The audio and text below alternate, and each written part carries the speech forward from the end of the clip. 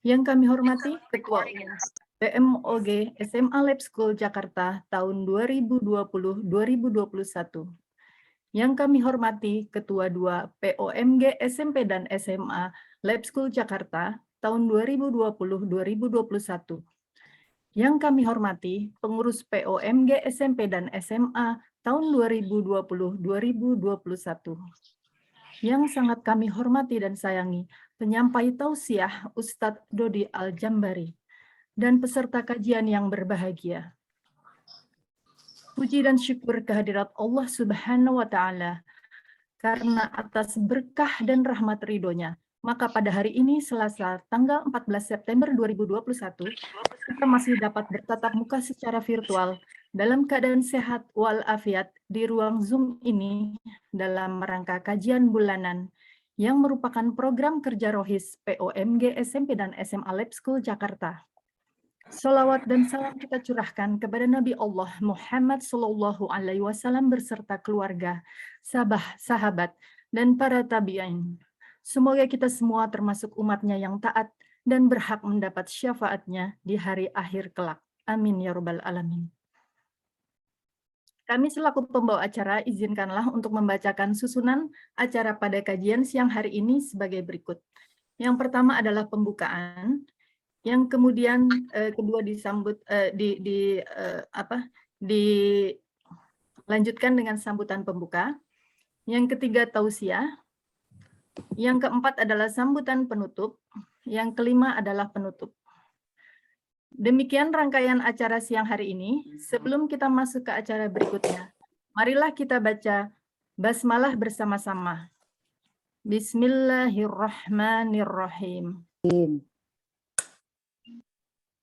Acara selanjutnya yaitu sambutan pembuka dari Wakil Koordinator Bidang Rohis POMG SMP Lab School Jakarta yang akan disampaikan oleh Ibu Silvi. Kepada Ibu Silvi kami persilahkan. Terima kasih Bu Nia. Bismillahirrahmanirrahim. Assalamualaikum warahmatullahi wabarakatuh. Alhamdulillahirabbil alamin. Wassalatu wassalamu ala asrofil anbiya wal mursalin sayyidina Muhammadin wa ala alihi wa sahbihi ajmain. Rabbi sohri sodri wa yasirli amri wahlul uqdatan min lisani yafqahu qawli. Amma ba'du. Yang terhormat Bapak Ustadz Dodi Al-Jambari, yang terhormat Ketua POMG SMA beserta jajaran, yang terhormat Ketua POMG SMP beserta jajarannya, dan yang saya sayangi ibu-ibu dan bapak-bapak jamaah Majelis Taklim Online SMA dan SMP Lab School Jakarta yang saya banggakan. Alhamdulillah kita panjatkan puji dan syukur kehadirat Allah Subhanahu wa Ta'ala. Karena pada siang ini kita bisa berkumpul untuk mengadakan pengajian rutin secara virtual. Mudah-mudahan pertemuan virtual kita ini pada siang ini membawa kebaikan yang banyak sekali bagi kebaikan kita semua di dunia dan akhirat. Amin. Salawat dan salam tercurah kepada Nabi Muhammad SAW beserta pengikutnya hingga akhir zaman. Amin. Kali ini tausiah akan disampaikan oleh Bapak Ustadz Dodi Al-Jambari dengan tema perjalanan setelah kematian. Mudah-mudahan kita bisa memahami dan menerapkan apa yang beliau sampaikan di kehidupan kita sehari-hari. Saya Silvi selaku wakil dari pengurus POMG, SMP, dan SMA Lab School Jakarta berharap mendapatkan keridhaan dari Allah Subhanahu wa Ta'ala untuk acara ini dan bisa berlangsung sebagaimana yang kita harapkan. Amin. Demikian kata sambutan pembuka yang dapat saya sampaikan. Mohon maaf jika ada perkataan yang salah. Wabillahi taufiq wal hidayah. Wassalamualaikum warahmatullahi wabarakatuh. Waalaikumsalam. Terima kasih Ibu Silvi atas sambutannya. Memasuki acara Sama-sama, inti Mbak Nia. yaitu kajian Islam yang akan disampaikan oleh Ustadz Dodi Al-Jambari dengan tema perjalanan setelah kematian. Sebelum kajian dimulai, kami akan sampaikan adab-adab dalam bermajelis, yaitu pertama, Mohon audio di-mute selama kajian berlangsung. Kedua, tanya jawab dilakukan setelah tausiah Ustadz. Dan bagi yang bertanya dapat menuliskan pada kolom chat. Yang ketiga, dihimbau untuk menyiapkan alat tulis untuk mencatat ilmu kajian, sehingga bertambah ilmu yang akan disampaikan. Para jamaah yang mencintai dan dicintai Allah Ta'ala, amal baik dan buruk yang kita lakukan semua akan tercatat. Siap atau tidak siap, kematian akan menyapa kita. Waktu yang telah berlalu tidak akan mungkin kembali. Pada hari kiamat kita semua akan diadili oleh Allah. Tidak ada kenikmatan sebesar zarah pun yang kita rasakan, melainkan akan ditanyai oleh Ar-Rahman. Untuk apa kita gunakan kenikmatan itu? Apakah untuk ketaatan ataukah untuk sebaliknya? Alhamdulillah sekarang sudah ada Ustadz Dodi Al-Zambari yang akan memberikan tausiah kepada kita semua tentang perjalanan setelah kematian. Semoga tausiah ini akan membuat kita lebih dapat mempersiapkan diri dan makin mendekatkan diri kepada ketakwaan. Marilah kita simak kajian pada hari ini. Kepada Ustadz Dodi Al-Zambari, kami persilahkan. Syukran jazakumullahu khair kepada Ibu Mia. Bismillah, salatu wassalamu ala Rasulillah. Innal hamdalillahi nahmaduhu wa nasta'inuhu wa nastaghfiruh wa na'udzu billahi min syururi anfusina wa min sayyiati a'malina. May yahdihillahu fala mudilla lahu wa may yudlil falan tajida lahu waliyyan mursyida. Asyhadu an la ilaha illallah wahdahu la syarikalah wa asyhadu anna Muhammadan abduhu wa rasuluhu la nabi wa rasulah ba'da. Allahumma salli wa sallim wa barik ala nabiyina Muhammadin wa ala alihi wa sahbihi wa mawala wa la hawla wa la quwata illa billah amma ba'd. Bapak Ibu yang dirahmati Allah SWT, calon penghuni surga semuanya, kebersyukuran adalah sebuah keniscayaan dan penyempurna kesyukuran kita kepada Allah SWT, yakni hanyalah salawat serta salam kehadirat Rasulullah SAW berikut para keluarga, sahabat dan para pecinta risalah dan syariat beliau hingga akhir zaman. Mudah-mudahan kita yang hadir pada kesempatan siang hari ini bisa menjadi bagian dari golongan orang-orang yang mendapatkan syafaat beliau kelak di akhirat. Amin. Allahumma amin. Perjalanan setelah kematian, saya menyebutnya dengan kembali kepada kehidupan atau back to life. Karena setelah kematian itu justru kehidupan yang sebenarnya. Jadi ketika kita tahu bahwa kita kembali kepada kehidupan, Allah Subhanahu wa taala juga memberikan satu pedoman kepada kita bahwa ada 5 fase kehidupan yang namanya manusia ini tadinya Allah Subhanahu wa taala jadikan dalam keadaan mati, kemudian dihidupkan, kemudian dimatikan lagi, dan kemudian dihidupkan lagi dan dikembalikan kepada Allah Subhanahu wa taala. Sebagaimana di dalam surah Al-Baqarah ayat yang ke-28. Kaifa takfuruna billah wa kuntum amwata fa ahyakum tsumma yumitukum tsumma yuhyikum tsumma ilaihi turja'un. Mengapa engkau ingkar kepada Allah Subhanahu wa taala padahal kamu tadinya masih ruh? Lalu Allah menghadirkan kita lewat perut ibu kita di dunia, lalu diwafatkan dan dibangkitkan kembali, dan kemudian kepada Allah Subhanahu wa taala kita dikembalikan. Jadi dari mulai mati, hidup kembali. Dari arwah, dari ruh, kemudian dihidupkan di dunia lewat perut ibu kita, kemudian dimatikan oleh Allah SWT, kita ada di alam barzah, kemudian dibangkitkan dalam sangkakala yang kedua, dan kemudian dikembalikan kepada Allah SWT. Jadi kita bicara tentang kematian yang kedua.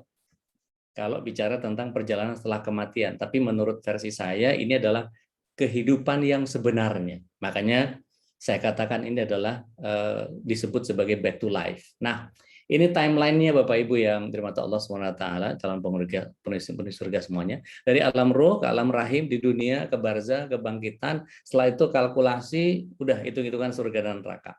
Maka di dalam fase kalkulasi ini ada mahsyar, ada syafaat, ada kitab-kitab yang diberikan kepada kita, ada amalan kita dibacakan, ada mizan. Ya, kemudian kita masuk ke telaga haudnya Rasul kalau berhak. Baru kemudian ke Siratal Mustaqim, ya, ke Kontoroh, baru kemudian ke surga. Ada yang mampir neraka dulu, naudzubillah min dzalik, naudzubillah. Maka di sini saya berikan satu gambaran, ada yang di atas rata-rata ketika di dunia, maka ada yang mengerjakan juga rata-rata, tapi juga ada yang mengerjakan di bawah rata-rata. Mari kita lihat yang versi rata-rata saja. Ketika orang masuk di dunia, maka ini yang terpenting poinnya, makanya saya kasih bintang merah. Ya, ini terpenting karena apa? Kalau merahnya di dunia kita itu betul-betul berupaya ikhtiar penuh, maka nanti dikalkulasinya juga aman kita. Tidak ada kekhawatiran. Nah, ketika di dunia, maka diminta oleh Allah SWT untuk kita mengerjakan ini, itu, dan seterusnya, dan seterusnya. Ketika Allah SWT meminta kita untuk nutup aurat, ada nggak di antara kita yang nutup aurat? Maka ketika nutup aurat aman, yang nggak nutup aurat nggak aman. Disuruh sholat, yang sholat aman, yang nggak sholat nggak aman. Maka ketika ada orang yang kemudian disebut sebagai orang yang mengerjakan, para pria nih, para pria yang sudah baligh, mereka mengerjakan sholatnya di masjid, ya, setiap hari 5 waktu dia selalu berusaha untuk ke masjid. Apakah itu kemudian jadi orang yang hebat dalam ketakwaan? Enggak, mereka enggak hebat sama sekali karena itu kewajiban. Ya. Para wanita, dia nutup auratnya, bahkan pada saat mengerjakan apapun, pokoknya selama di luar rumah dia enggak mau kasih lihat auratnya. Bahkan pakai celana panjang pun tidak, bahkan waktu sunmori pun tidak. Ya. Ketika keluar dari rumah nggak mau dia pakai celana panjang, maunya pakai rok. Maka hal-hal yang seperti ini, ya, apakah hebat? Enggak hebat. Wong wajib. Nutup aurat itu wajib. Jadi bukan sesuatu yang luar biasa. Tapi mengerjakan di atas rata-rata adalah bagian di mana dia mengerjakan sunnah-sunnahnya, dia berusaha untuk menghidupkan apa yang Rasulullah SAW kerjakan dan seterusnya. Tapi ada juga orang yang mengerjakan di bawah rata-rata. Disuruh sholat nggak mau sholat, disuruh nutup aurat nggak mau nutup aurat. Gitu. Berkali-kali dikasih tahu tentang bahwa para wanita itu tidak boleh pakai celana panjang yang ketat, tapi masih saja ngotot gitu ya. Sudah, nggak apa-apa, nanti akan mendapatkan pahalanya sendiri-sendiri, ganjarannya sendiri-sendiri. Maka mana garis yang paling realistis untuk kita ini? Apakah garis kuning, ya, yang nantinya adalah orang yang sempat masuk neraka baru ke surga? Atau yang biru, yang tadinya belangsak di bawah rata-rata, tapi kemudian akhir hidupnya kemudian menjadi mati dalam keadaan baik? Apakah dia mampir ke neraka? Mungkin secelupan baru masuk surga. Naudzubillah min dzalik, gitu ya. Nah, atau seperti orang-orang yang merah ini, ya, istiqomah jahiliyah ini, ya, di dunianya suruh sholat nggak mau sholat, suruh apa segala macam, orang-orang kafir. Maka dia di barzahnya, di alam kuburnya akan disiksa oleh Allah SWT, di alam kebangkitannya dia akan dibangkitkan dalam keadaan yang carut marut, maka kalkulasinya buruk semua, dan kemudian pasti neraka, tidak pernah merasakan kenikmatan surga sedikit pun. Nah, yang hijau yang paling atas ini yang berusaha untuk konsisten. Jadi apa yang dia kerjakan ketika berada di atas rata-rata itu, ya semua dikerjakan sunnah-sunnahnya, semua bagian yang membuat dia menjadi mulia di mata Allah SWT, mengerjakan sunnah-sunnah Rasulullah SAW, maka ini adalah bagian yang kemudian membuat dia menjadi dimudahkan di barzahnya, di kebangkitannya bahkan dimuliakan oleh Allah SWT, di alam kalkulasinya bahkan bisa lewat seperti secepat kilat di Siratul Mustaqim, bahkan dia masuk surganya tanpa hisab, tanpa azab. Masya Allah.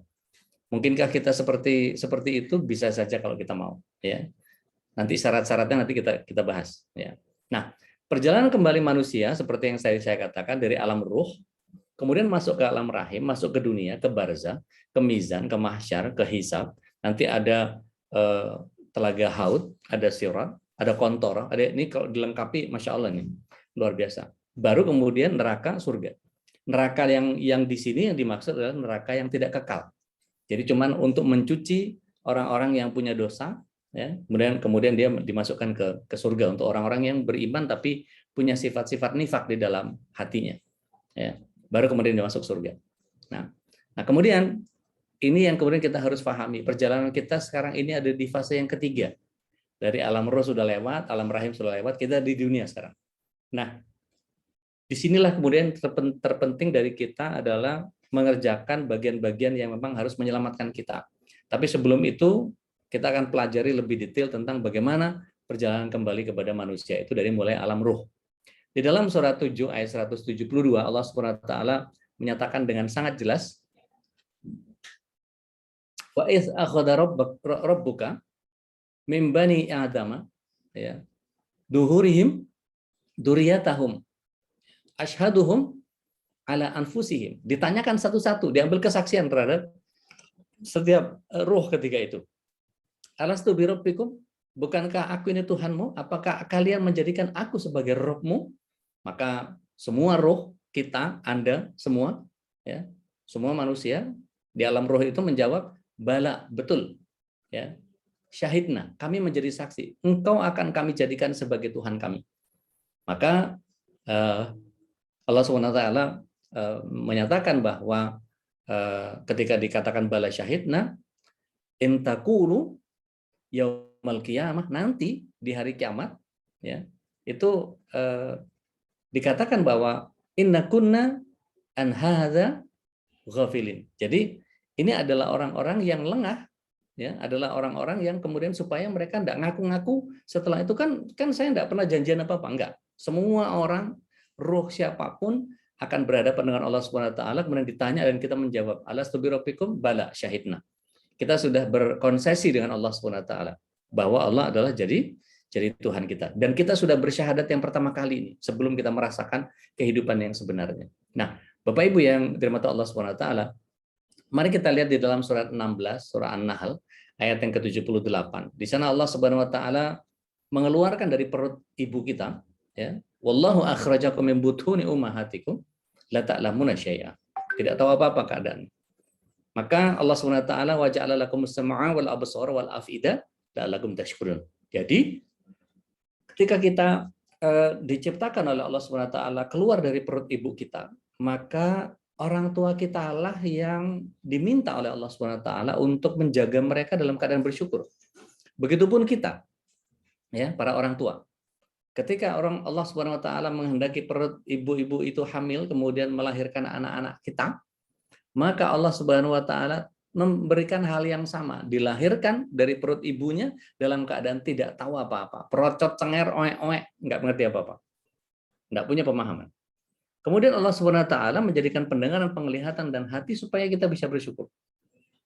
Dan ini artinya para orang tua harus menghadirkan pendidikan kepada anak sehingga anaknya mampu menghadirkan kesyukuran. Karena apel jatuhnya tidak pernah akan jauh dari pohonnya. Maka yang seperti ini yang membuat kita menjadi bagian yang harus kita pahami. Kenapa anak-anaknya tidak mau pakai jilbab? Karena orang tuanya tidak pakai jilbab. Kenapa anak-anaknya tidak mau ngaji? Karena orang tuanya tidak pernah mengajarkan mengaji. Kenapa anak-anaknya menjadi melawan sama orang tua? Mungkin orang tuanya mengajarkan perlawanan kepada nenek kakeknya. Nah, ini yang kemudian menjadi penting buat kita melihat bahwa berarti ada yang salah dari apa yang kita kerjakan. Nah, Bapak Ibu yang dirahmati Allah SWT, mari kita lihat bahwa Allah Subhanahu wa taala ketika dijadikan Rabb, ya, di sini dikatakan Allahu Rabbi, ya. Maka dikatakan alastu birabbikum? Apakah engkau menjadikan aku sebagai Rabbmu? Maka kita bersaksi, iya betul, kami akan menjadikan engkau sebagai Rabb. Maka kata Rabb itu bermakna Rabbun, merawat, menjadi murabbi. Allah adalah murabbi kita, yang merawat kita, merawat kehidupan kita. Allah Subhanahu wa taala juga sebagai Malik, sebagai penguasa, atau sebagai Malik, raja. Dan Allah itu sebagai Mun'im, pemberi nikmat. Dan Allah itu bertindak dalam kata Rabb ini ada turunannya menjadi Sayyid, dia berwenang. Dan Allah Subhanahu wa taala sifatnya Qayyim. Nah, siapa di antara Bapak Ibu yang punya piaraan, punya kucing? Maka Anda disebut sebagai murabbinya kucing, sebagai Rabbnya kucing, sebagai Maliknya kucing, sebagai Mun'imnya kucing, sebagai Sayyidnya kucing, sebagai Qayyim, enggak. Tapi kalau merawat iya, menguasai iya, memberi nikmat iya, tapi kemudian Sayyid iya, berwenang, tapi apakah Qayyim? Enggak. Qayyim ini hanya pada Allah. Ya. Ketika Abraha, ya, Abraha itu datang dari Yaman, dia ingin menghancurkan Ka'bah karena dia ingin katedralnya yang dimuliakan, maka yang dia lakukan adalah meminta kepada pasukannya untuk datang ke Mekah. Siapa atau kelompok mana yang kemudian menjadi penjaga Ka'bah atau pemilik Ka'bah atau yang merawat Ka'bah atau yang menguasai Ka'bah atau yang berwenang atas Ka'bah, maka dikatakan Rabbnya Ka'bah siapa? Maka Allah Subhanahu wa taala ketika dijadikan sebagai Rabb, maka Allah lah yang merawat kita, menguasai kita, memberi nikmat kepada kita, berwenang, sekaligus Allah Qayyim. Ya. Dan di sini kemudian ketika Abraha itu meminta pasukannya untuk menanyakan siapa Robnya Ka'bah, maka bertemulah pasukannya dengan yang bernama Abdul Muthalib, yakni kakeknya Rasulullah SAW. Maka ketika itu yang dilakukan oleh Abdul Muthalib adalah bagian di mana dia merasa bahwa 200 ontanya diambil oleh pasukannya Abraha. Maka kemudian dia katakan bahwa kembalikan onta saya, itu adalah onta saya. Maka kemudian dibawa kembali 200 onta itu, ya, 200 onta itu dibawa ke gunung melarikan diri. Maka kemudian yang terjadi, dia katakan Robbul Ka'bah itu ada sendiri, saya hanya Robnya onta. Nah, dia mengatakan Rob karena dia merawat onta, menguasai onta, memberi nikmat kepada onta, dia berwenang terhadap onta, dan dia tidak kekal atau qayyim, tidak absolut kepada ontanya. Maka dalam kata Rob ini kita bisa pahami bahwa Rob itu adalah dia merawat, menguasai, memberi nikmat, berwenang, dan dia kekal. Allah itu absolut untuk mengurus kita. Nah, Bapak Ibu yang dirahmati Allah SWT, mari kita lihat di dalam surat 16 ayat 99. Orang yang menjadikan Allah Subhanahu wa Ta'ala sebagai Robnya, dia harus menjadikan Allahnya sebagai tempat bertawakal. Maka ini yang kemudian membuat kita harus masuk ke dalam sebuah pemahaman yang benar bahwa setan tidak punya kekuasaan terhadap orang-orang yang beriman dan bertawakal kepada Tuhan. Innahu laisa lahu sultanun 'alal ladzina amanu wa 'ala rabbihim yatawakkalun. Sungguh setan tidak punya kekuasaan terhadap orang-orang yang punya dua hal, yaitu beriman kepada Allah Subhanahu wa Ta'ala sebagai ilah dan bertawakal kepada Robnya. Di sini digunakan kata Rob, ya, digunakan kata Rob, ya. Tapi amanunya tidak disebut dengan bilahnya. Maka ingin saya tanyakan kepada Bapak Ibu, kira-kira kalau kita ibadah itu kepada Rob atau kepada Allah? Pasti jawabnya pada Allah. Padahal sebetulnya harusnya sama, kepada Rob juga, kepada Allah juga. Itu kemudian Allah SWT dalam surah Al-Kautsar menyatakan bahwa inna a'tainakal kautsar, ya, sesungguhnya nanti itu akan ada Al-Kautsar, inna a'tainakal kautsar. Allah SWT menyatakan bahwa seperti Al-Kautsar itu kenikmatannya, ya. Nah, apa yang dimaksud dengan ayat itu? Allah SWT menyatakan kedudukan Rabb harus Allah, ya, kedudukan Rabb adalah Allah. Maka di sini dikatakan wa 'ala rabbihim yatawakkalun. Kenapa? Karena orang yang menjadikan Allah SWT sebagai Rabb, maka dia menjadi tenang. Nah, di dalam kehidupan dunia ini kita harus menjadikan Allah SWT sebagai Rabb. Nah, maka ayat tadi inna a'tainakal kautsar fasholli li rabbik. Maka kemudian ketika sholatlah kalian kepada Rabb kalian, maka yang dimaksud Rabbnya harus Allah. Orang-orang kafir Quraisy di zaman Rasulullah SAW ketika ditanya, siapa Rabb kalian? Man Rabbuk? Maka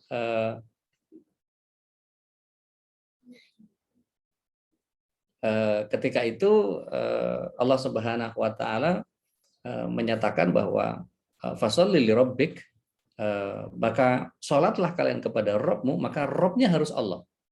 Ya, tidak boleh yang lain. Orang-orang kafir Quraisy ketika ditanya, man Rabbuk? Allah. Siapa Rabb kalian? Allah. Tapi mereka tidak istiqomah. Mereka menjadikan Rabbnya adalah Allah, tapi ilahnya adalah tak ada Manna, ada Uzza, ada Hubbal, dan bahkan di zaman Rasulullah SAW ada 360 berhala di sekitar di sekitar Ka'bah itu. Ya, mereka tidak konsisten, tidak istiqomah di dalam menjadikan Allah SWT sebagai Rabb. Mari kita lihat di dalam ayat 23 dari surat 67, Allah SWT menyatakan, Qul huwallazi ansha'akum wa ja'ala lakum sam'a wal absar wal af'idah qalilan ma tashkurun. Sedikit sekali orang yang bersyukur padahal dia diciptakan oleh Allah SWT pendengaran, penglihatan, hati nurani.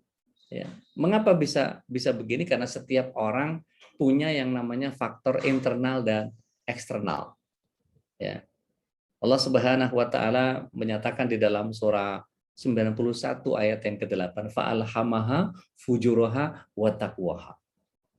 Maka kita selalu diberikan ilham oleh Allah Subhanahu wa Ta'ala, mau fujur boleh, mau taqwa boleh. Ya. Bahkan di dalam surah Al-Balad ayat yang ke-10 Allah Subhanahu wa Ta'ala menyatakan wa hadainahun najdain. Dan kami telah menunjukkan kepadanya dua jalan. Yang dimaksud adalah di sini dua jalan ini adalah jalan kebajikan dan jalan kejahatan. Kalau kita baca sampai ayat 18-nya baru kita tahu apa yang dimaksud dengan jalan kebaikan yang ada di kanan itu. Nah, Bapak Ibu yang dirahmati Allah SWT, saya coba ringkas apa yang ingin saya sampaikan supaya kita tahu bahwa menuju perjalanan ke bagian akhir dari sebelum kita masuk ke dalam kehidupan yang menyenangkan, yakni surga, karena Muslim semua pasti masuk surga. Saya katakan pasti, tidak pakai insya Allah, karena semua pasti masuk surga, karena dia punya iman. Ya, meskipun nanti dia masuknya terakhir-terakhir karena pembangkangan yang dia lakukan, mungkin nutup auratnya nggak sempurna, mungkin sholatnya ngaco, mungkin apalah segala macam dan seterusnya. Nanti dia akan menanggung itu, mampir ke nerakanya nanti. Nah, inilah faktor pembentuk karakter manusia. Ada iman, ada akal, ada nafsu. Kata Klenius, beliau mahasiswa S2 Kairo, beliau meneliti bahwa karakter manusia itu faktor pembentuknya ada tiga, ada nafsu, ada akal, ada iman. Ada yang imannya di bawah, ada yang akalnya di bawah, ada yang nafsunya di tengah, ada yang nafsunya di atas, dan seterusnya. Maka yang paling baik, kata beliau, adalah iman di atas akal, akal di bawah nafsu. Sehingga nafsu ketika punya ide ditekan oleh akal, maka akal ditekan oleh iman. Sehingga yang muncul dari karakter manusia adalah menjadi sangat baik. Nah, ini urutan terbaiknya adalah iman, akal, nafsu. Bapak Ibu yang dirahmati Allah SWT, di dalam persoalan nafsu, itu kata Nabi Yusuf alaihissalam, dan dipinjam lisannya oleh Allah Subhanahu wa taala, inna nafsala amaratun bisu. Sesungguhnya nafsu itu adalah buruk. Ilama iya rabbi ilama Allahumma shalli wa sallim wa barik alaihi. Inna nafsala amatrun bisu ilama rahim rabbi.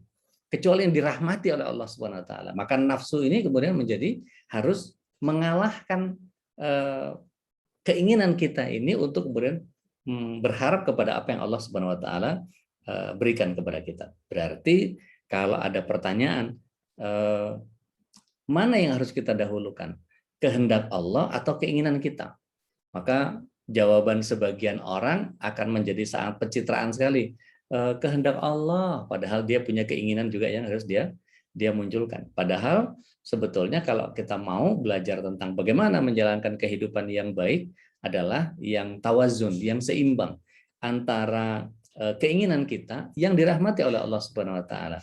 Jadi bagaimana menjadikan Allah Subhanahu wa taala punya kehendak dengan apa yang kita inginkan, maka kitalah yang harus mengikuti apa yang jadi kehendak Allah Subhanahu wa taala. Karena kehendak Allah ada dua. Kehendak Allah itu ada dua. Yang pertama adalah yang diridhoi, yang kedua yang dimurkai. Dua-duanya dikehendaki oleh Allah Subhanahu wa taala. Ketika terjadi seseorang murtad, itu dikehendaki oleh Allah Subhanahu wa taala, tapi dimurkai oleh Allah Subhanahu wa taala. Tapi kemudian ketika ada orang yang taat kepada Allah, maka Allah ridho kepada dia. Itu pun kehendak Allah. Nanti kita bahas. Ya. Maka kemudian akal ini Allah Subhanahu wa taala berikan begitu banyak stimulasi, begitu banyak peristiwa yang ada di kehidupan kita ini. Maka di dalam kaidah akal ini, di dalam surah Al-Baqarah ayat yang ke-269, Allah Subhanahu wa taala memberikan satu gambaran yang sangat luar biasa. Yu'til hikmah may yasha wa may yu'tal hikmata faqad utiya khairan katsira wa may yadhakkaru ila ulil albab. Hikmah itu hanya diberikan kepada yang Allah kehendaki. Dan barang siapa yang mendapatkan hikmah itu sesungguhnya dia mendapat begitu banyak kebaikan. Hanya orang-orang yang mau mempergunakan akal sehatnya sajalah yang bisa mendapatkan pelajaran. Masalahnya sekarang kita ini sedang berusaha untuk menggunakan akal sehat atau tidak. Mungkin sebagian dari kita ada yang pegang kertas, dia nyatet apa yang dia ingin berikan kepada ilmunya sendiri. Tapi ada sebagian kita yang mungkin sambil nyetir, ada kemudian sebagian dari kita yang mungkin tidak menyimak secara penuh, mungkin bisa sambil main HP, atau mungkin hanya sekedar hadir, nggak enak, store muka, kalau nggak ini ntar diomongin sama pengurus, sama panitia, dan seterusnya. Ya, tapi ada yang kemudian menyimak dengan penuh dan kemudian dia berusaha untuk mencari mana ayat-ayat yang perlu dia pelajari supaya penanaman pemahaman dalam kajian kali ini bisa betul-betul dia dapatkan. Nah, begitu juga dengan masalah iman. Iman ini adalah bagian yang kemudian kata Allah Subhanahu wa taala, iman itu atau kebaikan itu bukanlah kita menghadapkan wajah ke timur dan ke barat, ya. Bukanlah albir, ya, laisal birra an tuwallu wujuhakum qibalal masyriqi wal maghrib. Walakin albirra, kata Allah Subhanahu wa taala, beriman kepada Allah, kepada malaikat, kepada kitab-kitab, kepada rasul-rasul, kepada nabi-nabi, ya. Kemudian di bagian poin yang keenam, di ayat 177 ini Allah SWT menyatakan, wa atal mala ala hubbih. Dia menafkahkan harta yang dia cintai. Ya. Kemudian di situ dikatakan oleh Allah SWT menjaga sholatnya. Dia tetap bayar zakat. Tepat janji kalau dia berjanji. Dan kemudian dia sabar dalam semua circumstances, semua persoalan. Maka inilah orang yang benar imannya. Maka Allah sebut sebagai orang yang bertakwa. Nah, ini bicara tentang iman, akal, dan nafsu. Maka iman harus mengatasi akal, akal harus mengatasi nafsu. Kalau enggak, nafsunya akan mengedepan, akalnya akan mengedepan. Naudzubillah min dzalik, naudzubillah. Contoh sederhana misalnya, mungkin ada sebagian Bapak Ibu yang hidup sejaman dengan saya ketika tahun 90-an, awal-awal kalau nggak salah. Saya mohon koreksi saya kalau saya keliru. Sekitar 90-an awal kalau nggak salah. Itu RCTI dari decoder dibuka menjadi unicode. Begitu di encode, maka semua orang punya kebiasaan atau punya kegemaran yaitu nonton film penjaga pantai, ya, jam 9 malam, itu prime time, Baywatch, ya. Maka para wanitanya nonton Cody sama Nick yang jadi David Hasselhoff yang perutnya kotak-kotak itu.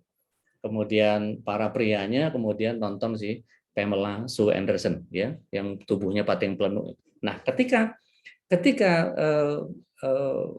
waktu itu nafsunya yang masih mengedepan atau mendominasi, maka RCTI ada Baywatch jam 9, maka nafsunya mengatakan nonton. Kemudian akalnya dikelabui oleh nafsu. Ya, nafsunya mengatakan ya namanya TV kan dibeli buat apa kalau nggak ditonton. Maka secara akal ya benar juga. Tapi tidak ada pernah pertanyaan yang kemudian menyatakan kira-kira Allah ridho dengan tontonan kita. Nah, ini caranya kemudian iman ada di atas akal, akal di atas nafsu. Maka mana yang paling banyak dikonsumsikan kepadanya sesuatu atau yang diberi makan? Makanan-makanan iman adalah kajian, makanan akal adalah pikiran. Ya, makanan-makanan nafsu adalah kita mengedepankan apa yang kita inginkan. Ya, makan pokoknya apa yang kita kepengen harus ada. Ya. Kemudian apa yang kita mau harus terwujud. Nah, ini yang kemudian membuat kita menjadi rusak karakternya karena nafsunya dikedepankan. Padahal mestinya meskipun saya punya keinginan sesuatu, meskipun akal saya mengatakan begini, tapi kira-kira Allah ridho atau tidak. Nah, ini yang kemudian harus kita pelajari. Nah, ini bisa nanti di pick and apply kepada kehidupan kita. Kira-kira iman yang duluan, akal yang duluan, atau nafsu yang duluan. Nah, ini yang membentuk karakter manusia. Maka ketika seseorang melakukan kekufuran terhadap apa yang Allah SWT berikan kepada kita, modalnya tadi ada pendengaran, penglihatan, dan nurani. Sekali lagi, pendengaran, penglihatan, dan nurani. Maka ayat ini menyatakan bahwa Allah SWT akan jadikan isi neraka jahanam kebanyakan dari jin dan manusia. Mereka punya hati tapi tidak dipergunakan untuk memahami ayat Allah. Hati, ya, nurani. Mereka punya mata tapi tidak dipergunakan untuk melihat tanda kekuasaan Allah. Ya. Dia punya telinga tapi tidak dipergunakan untuk mendengarkan ayat Allah. Nah, mereka ini sebagai binatang ternak, tapi bahkan lebih sesat lagi kata Allah. Kal an'am bal hum adallun wa ulaika humul ghafilun. Ya, orang-orang yang ghaflah. Ya, orang-orang yang ghafilin. Ghafilin itu kalau orang Jawa, ghafilin, ghaflah, ghafleh, ghafleh, gaple. Jadi orang gaple itu biasanya sesat, biasanya lalai. Ya, mereka tidak pernah urusan sama Allah. Gitu ya. Nggak mungkin ada orang yang main gaple dengan Bismillahirrahmanirrahim, Alhamdulillah, Allahu Akbar, nggak mungkin. Ya, maka pasti mereka lalai dari zikir kepada Allah Subhanahu Wa Taala. Bapak Ibu yang dirahmati Allah Subhanahu Wa Taala, sebagai sebuah pencegah kekufuran, mari kita pelajari satu bagian yang harus kita ikuti Allah Subhanahu wa taala. Kata Rasulullah SAW, "Utlubu ilma faridan ala kulli minal muslimin wal muslimat." Mengejar ilmu, menambahkan ilmu, meningkatkan ilmu, mempelajari ilmu itu adalah sebuah kewajiban dari Allah Subhanahu wa taala. Maka kata Allah Subhanahu wa taala, "Wala taqfu ma laysa laka bihi 'ilm. Innas sam'a wal absara wal fu'ada kullu ulaika kana anhu mas'ula." Jangan kamu ikut-ikutan apa yang kamu tidak punya pengetahuan tentangnya. Pendengaran, penglihatan dan hati nurani itu semuanya akan dimintakan pertanggungjawaban kepada Allah Subhanahu wa taala. Maka supaya kita tidak mengikuti nafsu tadi lebih mendominasi akal dan iman kita, maka ilmunya harus kita miliki. Apa saja harus diilmui dengan benar. Ya. Nah, Bapak Ibu yang dirahmati Allah SWT, di surat 14 ayat yang ke-7, perhatikan ayat ini baik-baik. Allah Subhanahu wa taala menyatakan bahwa yusabitullahu wa id.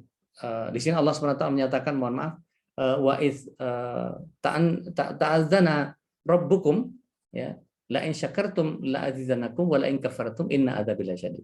Dan ingat juga ketika Tuhanmu memaklumkan bahwa sesungguhnya jika kamu bersyukur maka pasti akan kami tambahkan nikmat kepadamu, dan jika kamu mengingkari, ya, nikmat-nikmatku maka sungguh azabku sangat pedih. Ini adalah sebuah bagian yang Allah Subhanahu wa taala sebut sebagai reward and punishment, atau bagian keseimbangan dari apa yang Allah Subhanahu wa taala ingin berikan kepada kita konsepnya. Kalau bersyukur ditambah nikmatnya, tapi kalau ingkar sama Allah Subhanahu wa taala diazab. Dan azab Allah sangat pedih. Dan ini bagian yang kemudian membuat kita menjadi memperbaiki seluruh tatanan kebiasaan-kebiasaan yang kita lakukan sesuai dengan apa yang Allah SWT inginkan. Tidak mendahulukan nafsu, tidak mendahulukan akal, tapi mendahulukan iman kepada Allah Subhanahu wa taala. Baru menekan nafsu di bawah akal. Wallahu a'lam bishawab. Nah, Bapak Ibu yang dirahmati Allah SWT, mari kita perhatikan di dalam surat 67 ayat yang kedua ini menjadi bagian yang mestinya kita bisa mengambil pesan inti bahwa apapun yang Allah Subhanahu wa taala gonjang-ganjingkan di kehidupan kita, apapun yang Allah Subhanahu wa taala aduk-adukkan ke dalam perasaan dan kondisi kehidupan kita, maka yang harus muncul dari kita adalah respon spontan yang paling baik. Allah Subhanahu wa taala menyatakan, alladzi khalaqal mauta wal hayata liyabluwakum ayyukum ahsanu amala wa huwal azizul ghafur. Dalam beberapa terjemahan yang sederhana, mungkin bisa dikatakan yang menjadikan mati dan hidup supaya Allah uji kalian, siapa di antara kalian yang paling baik amalnya. Dia Maha Perkasa lagi Maha Pengampun. Sebagian para alim menyatakan bahwa yang dimaksud mati itu bukan mati dalam keadaan mati seperti halnya manusia mati, tapi mati dalam keadaan diturunkan atau dimatikan dalam pengertian majazi. Makna kata mati itu turun, hidup itu naik. Ya, kalau misalnya kita lihat semua yang mati itu pasti turun. Ya, manusia mati pasti diturunkan ke lahat. Bunga-bunga mati pasti diturun ke tanah. Semua mati itu diturunkan oleh Allah SWT. Kecuali ikan, ya, kalau ikan ngambang. Ya. Nah, maka kehidupan itu adalah naik ke atas. Anak-anak kita dulu masih ingat mereka SD awal-awal atau masih di TK mungkin, suruh bawa gelas, bawa kacang hijau, kasih kapas, dituang air. Maka di hari kelima kecambahnya itu atau togenya akan tumbuh naik ke atas. Jadi hidup itu adalah naik. Maka di sini dikatakan yang menjadikan turun dan naik. Allah turunkan, Allah naikkan. Allah turunkan intensitas ekonomi kita. Allah naikkan kemuliaan kita di mata sosial. Allah turunkan keharmonisan rumah tangga. Allah berikan kesolehan kita dan seterusnya. Nah, itu membuat kita menjadi turun dan naik. Nah, ini diuji kepada kita semua. Ada orang yang kemudian diuji dengan kemewahan, ada orang yang diuji dengan kemiskinan, ada orang yang diuji dengan kebutuhan, ada orang diuji dengan pasangannya, ada yang diuji dengan anaknya, ada yang diuji dengan pandemi, ada yang diuji macam-macam. Maka yang ditunggu oleh Allah Subhanahu wa taala, siapa di antara kita yang ahsanu amala? Memunculkan amal yang lebih baik. Dan dikatakan bahwa Allah Maha Perkasa lagi Maha Pengampun. Nah, ini yang kemudian membuat kita jadi harus memunculkan amal yang seperti apa untuk merespon spontan apa yang Allah SWT hadirkan dalam kehidupan kita. Nah, Bapak Ibu yang dirahmati Allah SWT, Rasulullah SAW punya formula, atau Allah SWT punya rahasia yang sangat luar biasa. cara yang paling sederhana adalah Allah Subhanahu wa taala nyatakan, jika kalian benar-benar mencintai Allah, katakan wahai Muhammad, katakan bahwa mereka harus ikut kamu. Maka kita diminta untuk mengikuti Rasulullah sallallahu alaihi wasallam. Qul in kuntum tuhibbunallah fattabi'uni.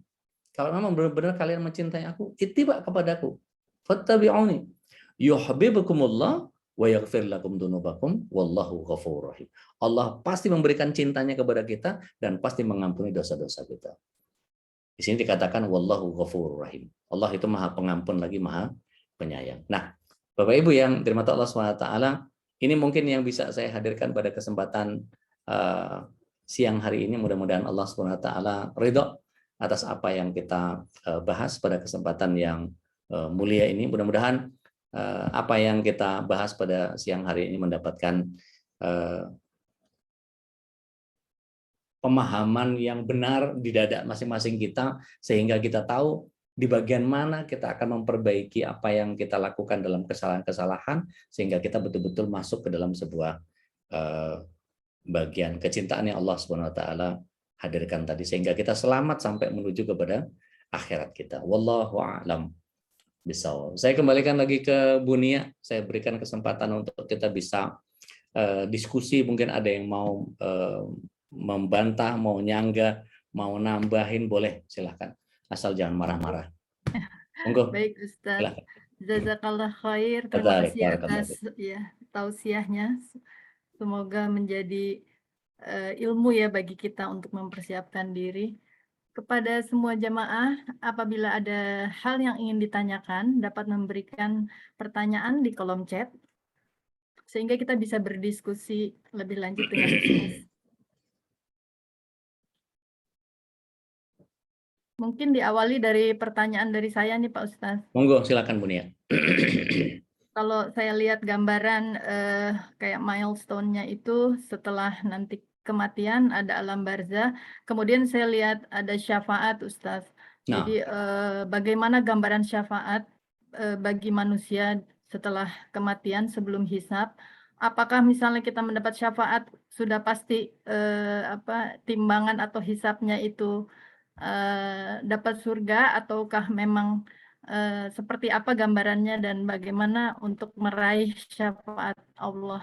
Itu aja sih Ustaz. Baik.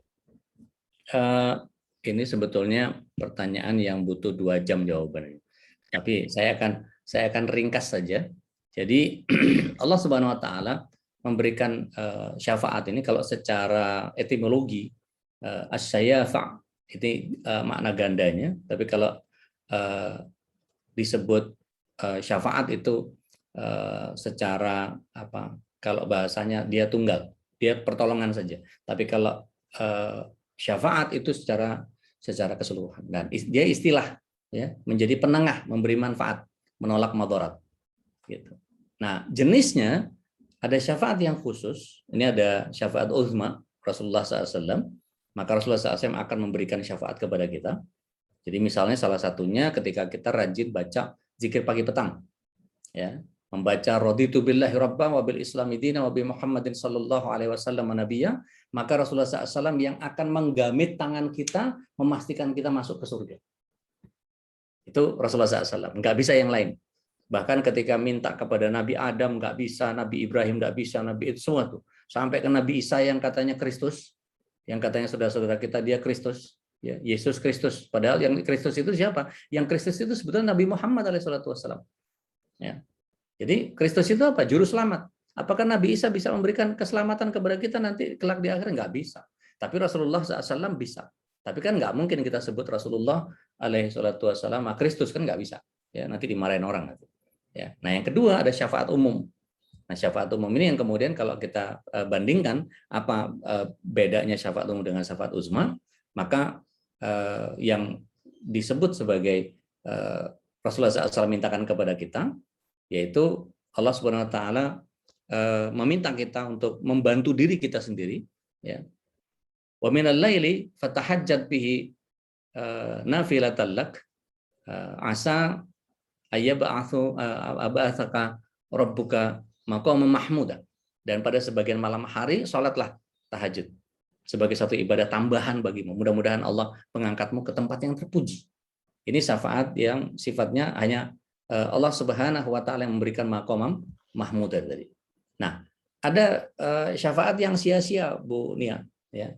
Tidak berguna lagi bagi mereka syafaat dari orang-orang yang memberikan syafaat. Yaitu apa? Abu Thalib.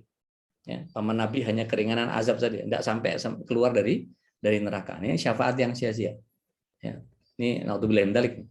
Nah, ada jenis dan syarat syafaat yang kita pelajari, ya, mengucap lafaz tahlil dengan ikhlas, ya, la ilaha illallah, betul-betul mengakui dalam hatinya, ya, tidak ada ilah selain Allah. Maka tidak percaya zodiak orang-orang begini nih, yang dia mengucapkan lafaz tahlilnya dengan ikhlas. Dia tidak akan menggunakan sio-sio dalam ngobrolnya.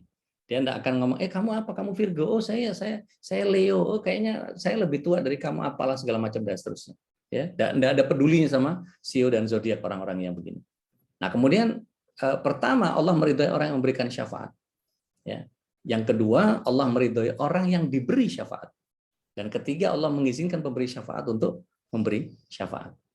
Ya. Dikatakan bahwa berapa banyaknya malaikat di langit, syafaat mereka sedikit pun tidak berguna kecuali sesudah Allah mengizinkan bagi orang-orang yang dikehendaki dan diridhoi. Jadi semua tergantung daripada Allah Subhanahu wa taala. Nah, syafaat ini harus seizin Allah Subhanahu wa taala. Tidak ada yang bisa memberikan syafaat selain izin Allah.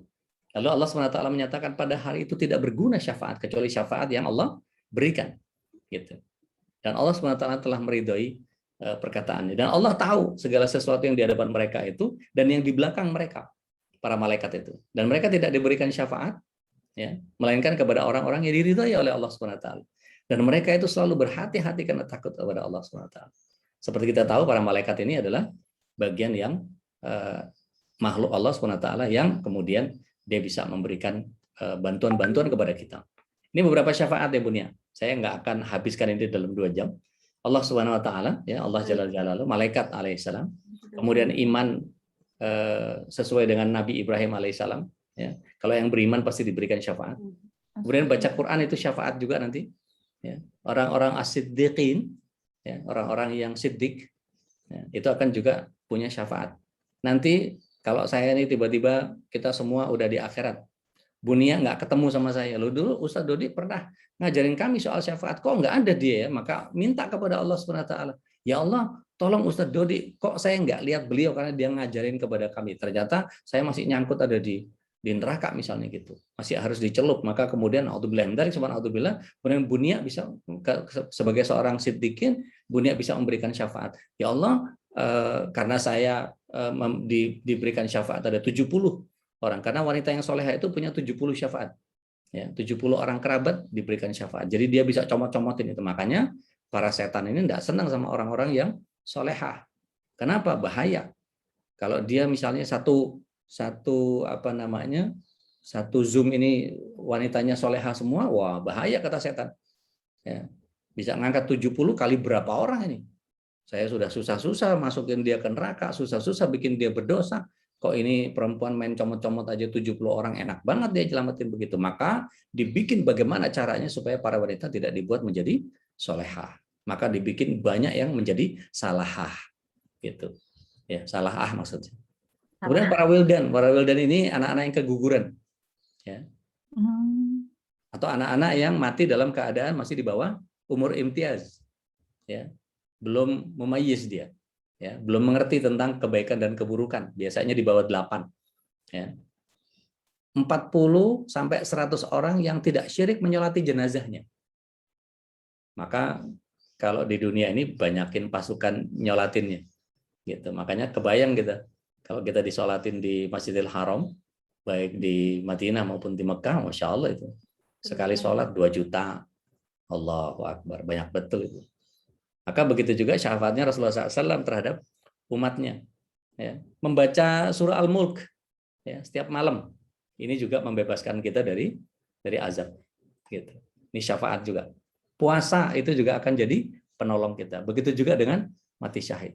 Dan banyak lagi Bu Nia, karena syafaat umum ada syafaat khusus, ada jembatan dan seterusnya. Ya. Ini mudah-mudahan jadi bagian yang bisa kita pahami sama-sama. Begitu Bu Nia. Baik, terima kasih Pak Ustadz. Ini Tafadhol. ada pertanyaan Ustadz. Siap. Berkaitan dengan alam kubur barzah, Ya, apakah orang mati mengetahui siapa yang berziarah dan memberi salam kepadanya? Masya Allah. Apakah ruh yang mati dapat saling bertemu? Kemudian apakah ruh orang mati dapat bertemu dengan ruh yang masih hidup atau sebaliknya? Masya Allah, Masya Allah. Baik, ini juga saya kalau menjawab ini butuh 2 jam juga ini.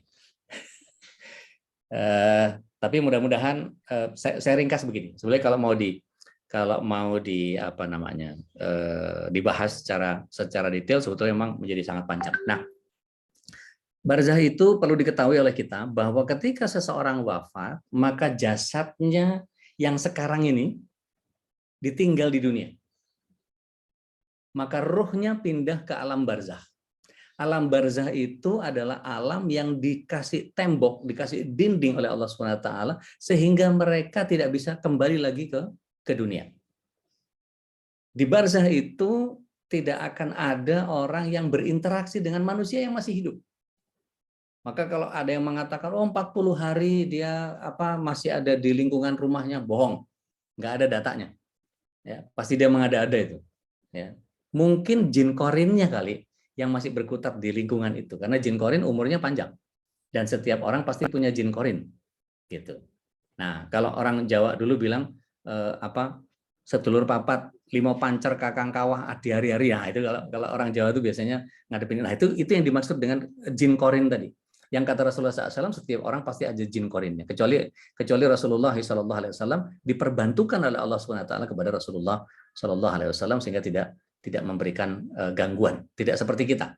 Maka baik kita jin korinnya juga baik, buruk kita maka jin korinnya juga buruk. Ya. Nah, ketika di barzah, maka tubuh kita sudah dipersiapkan untuk masuk ke mahsyar. Jadi kira-kira tingginya kalau kata Rasulullah SAW itu untuk masuk ke surga itu tingginya dipertinggi sampai 60 hasta. Situna diro'an. 60 kali panjang hasta kita. Situna diro'an. Jadi 60 hasta. Kalau hasta saya ini 24 cm, maka ya bisa 40 cm, maka bisa 240-an kayak Menara Sutet. Gitu. Kalau kita mau ke Halim lihat kiri kanan ada Menara Sutet, nah itu kayak Nabi Adam sama Ibunda Hawa itu tingginya kira-kira segitu tuh. Nah, kalau ke neraka lebih gede lagi.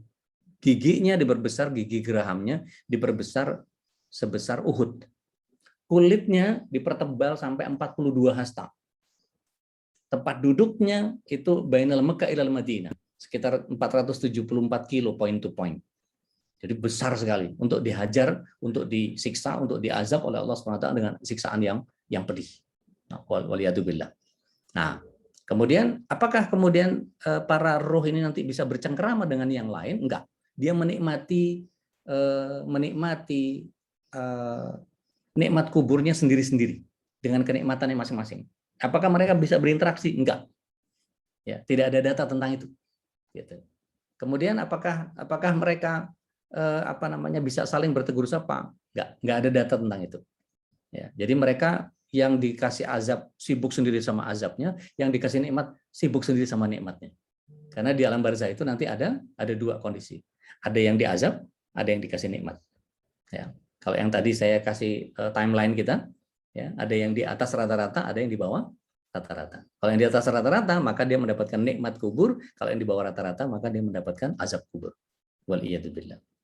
Nah, nanti pada saat di mahsyar, baru kemudian setiap orang diberikan kondisinya masing-masing. Yang 1 mil matahari satu jengkal di atas di atas kepalanya, kemudian keringatnya sampai menenggelamkan dirinya dan seterusnya. Tapi kalau dia dinaungi oleh Allah Subhanahu wa taala, hatinya cinta masjid, berjumpa, berpisah karena Allah Subhanahu wa taala seperti yang kita lakukan sekarang ini, maka kita adalah bagian yang orang insya Allah dari 7 golongan yang insya Allah mendapatkan naungan dari Allah Subhanahu wa taala. Amin. Allahumma amin. Gitu, Bu Nia, mohon izin. Baik Ustazah, terima kasih atas penjelasannya. Masih ada yang ingin bertanya dari jamaah sekalian? Kayaknya udah paham banget. Ada satu hal nih yang ditanyakan juga Ustaz. Silakan. Mohon maaf ini masuknya ke rata-rata pribadi, nggak ke chat kolom. Apa yang harus dilakukan saat sakaratul maut? Udah telat. Apa yang harus dilakukan pada saat sakaratul maut? Nggak bisa nguasain diri gitu. Tapi Iya. yang penting justru jauh sebelum sakaratul maut, this is the time. Kalau katanya Elvis Presley, it's now or never. Sekarang atau enggak sama sekali. Perbaiki sekarang. Karena kita nggak tahu sakaratul maut kita kapan. Bisa setelah ini tuh sakaratul maut bisa? Bisa. Maka sekarang saatnya untuk kita memperbaiki semuanya. Minimal apa? Istighfar dulu deh banyakin. Habis itu apa? Taubati semua kesalahan-kesalahan kita yang masa lalu. Yang masih sanmorinya masih pakai tight yang ketat gitu, masih pakai celana panjang, pakai celana training gitu. Nah, itu mesti memperbaiki dirinya gitu. Dia mesti ganti dengan rok, dia mesti berusaha pakai sekarang banyak lah pakai celana kimiyama gitu yang kayak rok tapi ada bolongan buat kakinya, itu macam-macam lah. Kalau mau menjaga aurat mah jaga aja gitu. Dan banyak hal yang kemudian harus kita lakukan dalam perbaikan. Maka ganti kesalahan-kesalahan kita dengan amal-amal soleh. Gitu. Itu sederhananya begitu. Jadi apa yang harus kita lakukan? Jangan pas sakaratul maut. Justru persiapan menuju sakaratul maut itu nanti insya Allah SWT mohon izin, tolong dibaca surat 14 ayat 27. Itu Allah SWT akan menyelamatkan kita. Asal satu syaratnya, kita menjalankan keimanan dengan keimanan yang benar. Keimanan yang benar itu yang seperti apa? Yang kata Rasulullah SAW dari Ali bin Abi Thalib radhiyallahu anhu dikatakan bahwa al-iman iqrar bil lisan wa tasdiq bil qalbi wal amal bil jawari. Jadi iman itu adalah apa yang diucapkan dengan lisannya, digenapkan dalam hatinya, kemudian dibentukkan muncul sebagai sebuah perbuatan. Nah, ini baru iman yang benar. Maka di surat 14 ayat 27 perhatikan di situ Allah SWT menyatakan yusabbitullahu alladziina aamanu bitsabiti qauli fil hayati dunya wa fil akhirah. Wa yadillahu may yasha. Gitu. Maka bagian terakhirnya saya agak lupa, tapi kurang lebih seperti itu. Ya. Mungkin kalau ada yang bisa boleh copy paste di ruang chat, mungkin kita bisa lihat sama-sama itu di di ayatnya itu. Jadi bisa menjadi bagian yang kemudian membuat kita menjadi dijaga oleh Allah SWT. Jadi Allah SWT yang menjaga kita. Yusabbitullahu alladziina amanu bi tsabiti qauli fil hayati dunya wa fil akhirah. Imam Ibnu Rajab Al-Hambali menyatakan bahwa baina dunya wal akhirah wal barzah. Di antara dunia menuju ke akhirat itu ada barzah, ada masa tunggu. Nah, di masa tunggu inilah di waiting room inilah yang kemudian kita akan dijaga oleh Allah Subhanahu wa taala. Di barzah itu Allah SWT menjaga kita. Kenapa? Karena di dunia sebelumnya kita sudah menyepakati bahwa Allah jadi Rob kita. Kita jadikan Allah SWT sebagai Rob dan istiqomah. Perhatikan juga di dalam sebelum baca surat 14 ayat 27 boleh dibaca juga surat 41 ayat 30. Di surat 41 ayat 30 saya nggak tahu. Panitia ada yang boleh bantu baca terjemahannya nggak? Kalau ada yang bisa bantu boleh Bu Nia atau siapa teman-teman yang bisa. Nah ini Mbak Nina, terima kasih dari Lampung beliau. Surah 41 ayat 30 ya. 41 30 betul. Sudah ketemu? Al-Fussilat ayat 30. Ya. Nah. Sesungguhnya orang-orang yang berkata, Tuhan kami adalah Allah. Kemudian mereka meneguhkan pendirian mereka. Maka malaikat-malaikat akan turun kepada mereka dengan berkata, janganlah kamu merasa takut dan janganlah kamu merasa bersedih hati. Dan bergembiralah kamu dengan memperoleh surga yang telah dijanjikan. Masya Allah, Masya Allah, Masya Allah.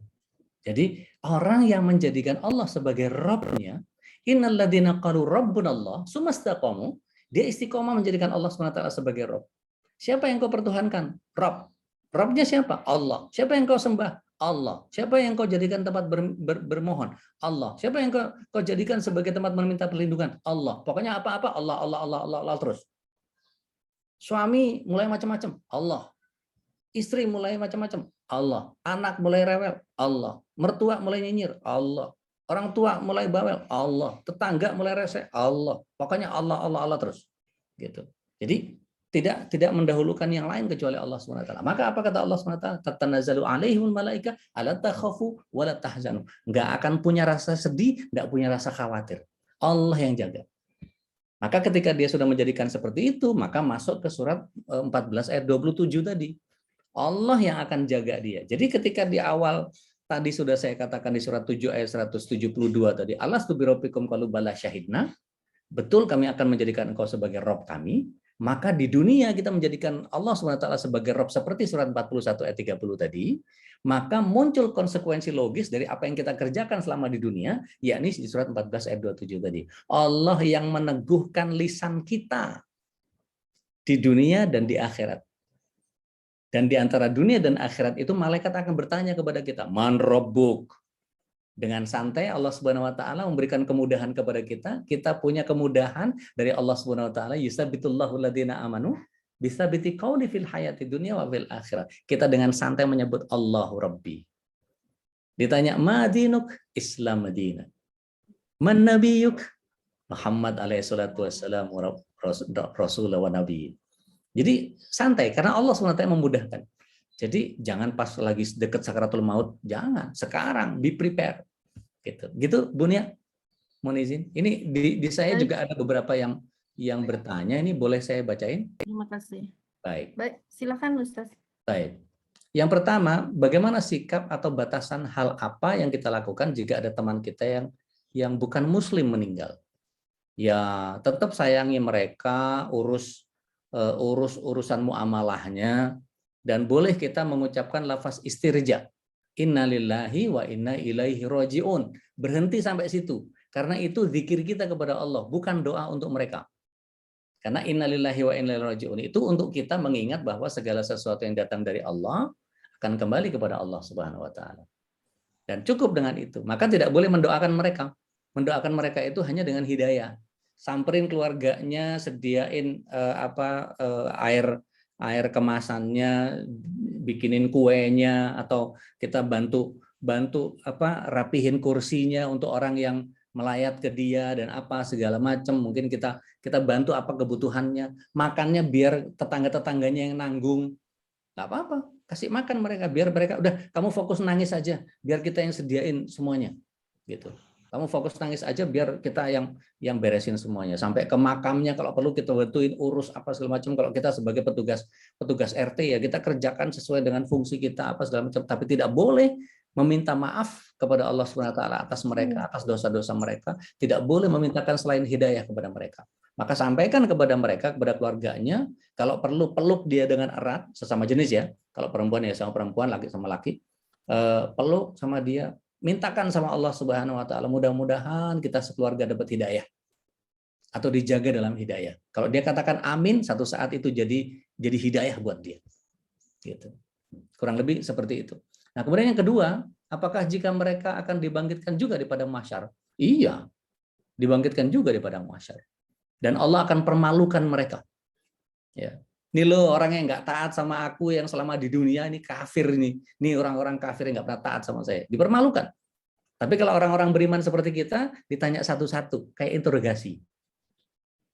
Kamu dulu pernah berdosa ini kan? Iya ya Allah, saya akui. Kamu dulu pernah melakukan kesalahan ini kan? Iya ya Allah, saya akui. Terus itu sampai dijembreng urusan kita di satu-satu dipretelin sama Allah Subhanahu wa taala. Dan kita mengakui itu. Dan nggak bisa punya apa-apa karena memang kita melakukan kesalahan itu. Tapi karena Allah Subhanahu wa taala melihat kita tetap melakukan sholat, tetap baca Quran, tetap sedekah, tetap melakukan kebaikan-kebaikan, istighfarnya juga banyak, melakukan pergantian terhadap amal buruk menjadi amal solehnya terus konsisten, maka Allah Subhanahu wa taala katakan, dulu kamu menjaga aib saudaramu, maka aku akan juga jaga aibmu sekarang. Maka kita akan diringankan oleh Allah Subhanahu wa taala untuk mendapatkan amal itu dari kanan kita, bukan dari kiri kita. Gitu. Wallahu a'lam bishawab. Baik. Ada lagi Bu Nia? Monggo silakan. Itu ada Bu Ririn ya yang raise hand. Iya. Silakan Bu Ririn jika ada yang ingin ditanyakan. Baik. Assalamualaikum warahmatullahi wabarakatuh Pak Ustaz. Waalaikumsalam warahmatullahi wabarakatuh. Mau bertanya tentang beberapa masalah untuk orang sebelum meninggal, ada waktu nazaknya kayak begitu. Nazak, betul. Ya. Iya. Nah, pada saat sakaratul maut, qadarullah pada saat bapak saya kemarin mau meninggal itu dalam keadaan seperti kesakitan banget gitu ya, kelihatan banget. Nah, apakah meskipun kita sudah tahu ya di dalam pada saat di dunia beli rahimullah itu sangat menjaga sholat dan lain sebagainya ibadahnya gitu, pada saat sakaratul maut itu masih tetap kita itu sebagai anak itu masih harus menuntun gitu loh Pak Ustadz. Nah, apabila yang dituntun ya seandainya, alhamdulillah kemarin rahimullah itu akhirnya meskipun dalam keadaan waktu itu sakit tidak bisa berbicara, tetapi lidahnya itu mengatakan Allah, Allah pada saat hembusan terakhirnya. Nah, yang seperti saya tanyakan dalam kehidupan, misalnya dalam kehidupan sebelumnya manusia itu sudah bagus dalam beribadahnya kepada Allah secara kasat mata ya, nggak tahu mungkin hatinya atau bagaimana, tetapi pada saat sakaratul maut itu tidak ada yang menuntun. Itu apa yang terjadi gitu Pak Ustadz? Apakah terus dia bukan husnul khotimah atau dan lain sebagainya? Apakah ukuran husnul khotimah itu adalah dengan membaca Allah sebelum menghembuskan nafasnya atau bagaimana? Itu yang pertama. Yang kedua, pada saat di waiting room di alam barzah seperti ini, bagaimanakah apakah syafaat yang bisa diterima untuk orang tua kita atau saudara-saudara kita yang sudah meninggal, misalnya kita memberikan misalnya sedekah gitu, tapi kita atas namakan kepada mereka yang sudah meninggal, terutama untuk orang tua kita, dari sholat misalnya dari hafalan Quran kita atau dari bacaan Al-Quran kita kayak gitu, apakah bisa ya Pak Ustadz ya, dengan melihat bahwasanya kalau sudah meninggal ya sudah gitu loh, berarti selesai itu amal ibadah kamu. Tapi kalau sebagai anak kita kan juga ingin memberikan doa yang terbaik atau untuk bisa meringankan. Pak Ustadz tadi bilang bahwasanya ternyata di alam barzah pun ada yang namanya azab gitu ya, baik untuk yang baik maupun yang buruk. Situ Pak Ustadz, mohon pencerahannya. Yang ketiga nanti aja dulu deh. Terima kasih. Assalamualaikum.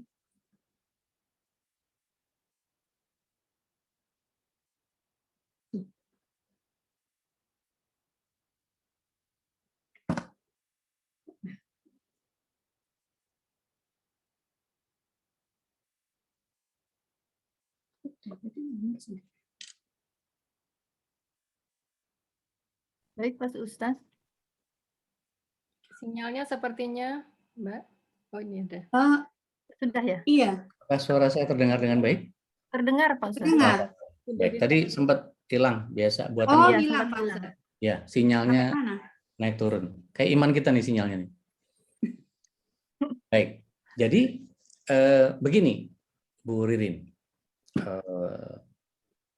Bagaimana jika seorang yang sedang nazak, sedang sakaratul maut itu tidak ditemani oleh siapapun? Apakah sebagai anak-anaknya harus tetap menemani? Jika memungkinkan, memang sebaiknya memang ditemani. Tapi kalau misalnya kondisinya di ICU, nggak bisa ditemani, ya mau nggak mau, kita berdoa saja kepada Allah, mudah-mudahan wafat dalam keadaan husnul khatimah. Tapi kalau misalnya kita bisa temani. Dalam keadaan separah apapun temani. Bahkan dulu itu ada seorang masyayikh di daerah Timur Tengah itu yang kemudian kesulitan sekali untuk mendapatkan akhirul kalam la ilaha illallah. Kepengen dia di akhir kalamnya itu menyebutkan la ilaha illallah. Maka kesulitan dia. Anak-anaknya ada dua, ada laki-laki semua. Maka ketika di talqin sama anaknya la ilaha illallah di kuping kanan, maka si ayah ini kehilangan kesadaran. Sampai akhirnya kemudian membelalakkan matanya, dia duduk, kemudian dia dorong ke depan begitu sambil mengatakan la. Maka kaget anak kakaknya nih yang ya Allah, ini guru agama loh padahal seorang masyayikh gitu, sangat mengerti tentang agama, kok akhir hayatnya kok begini gitu.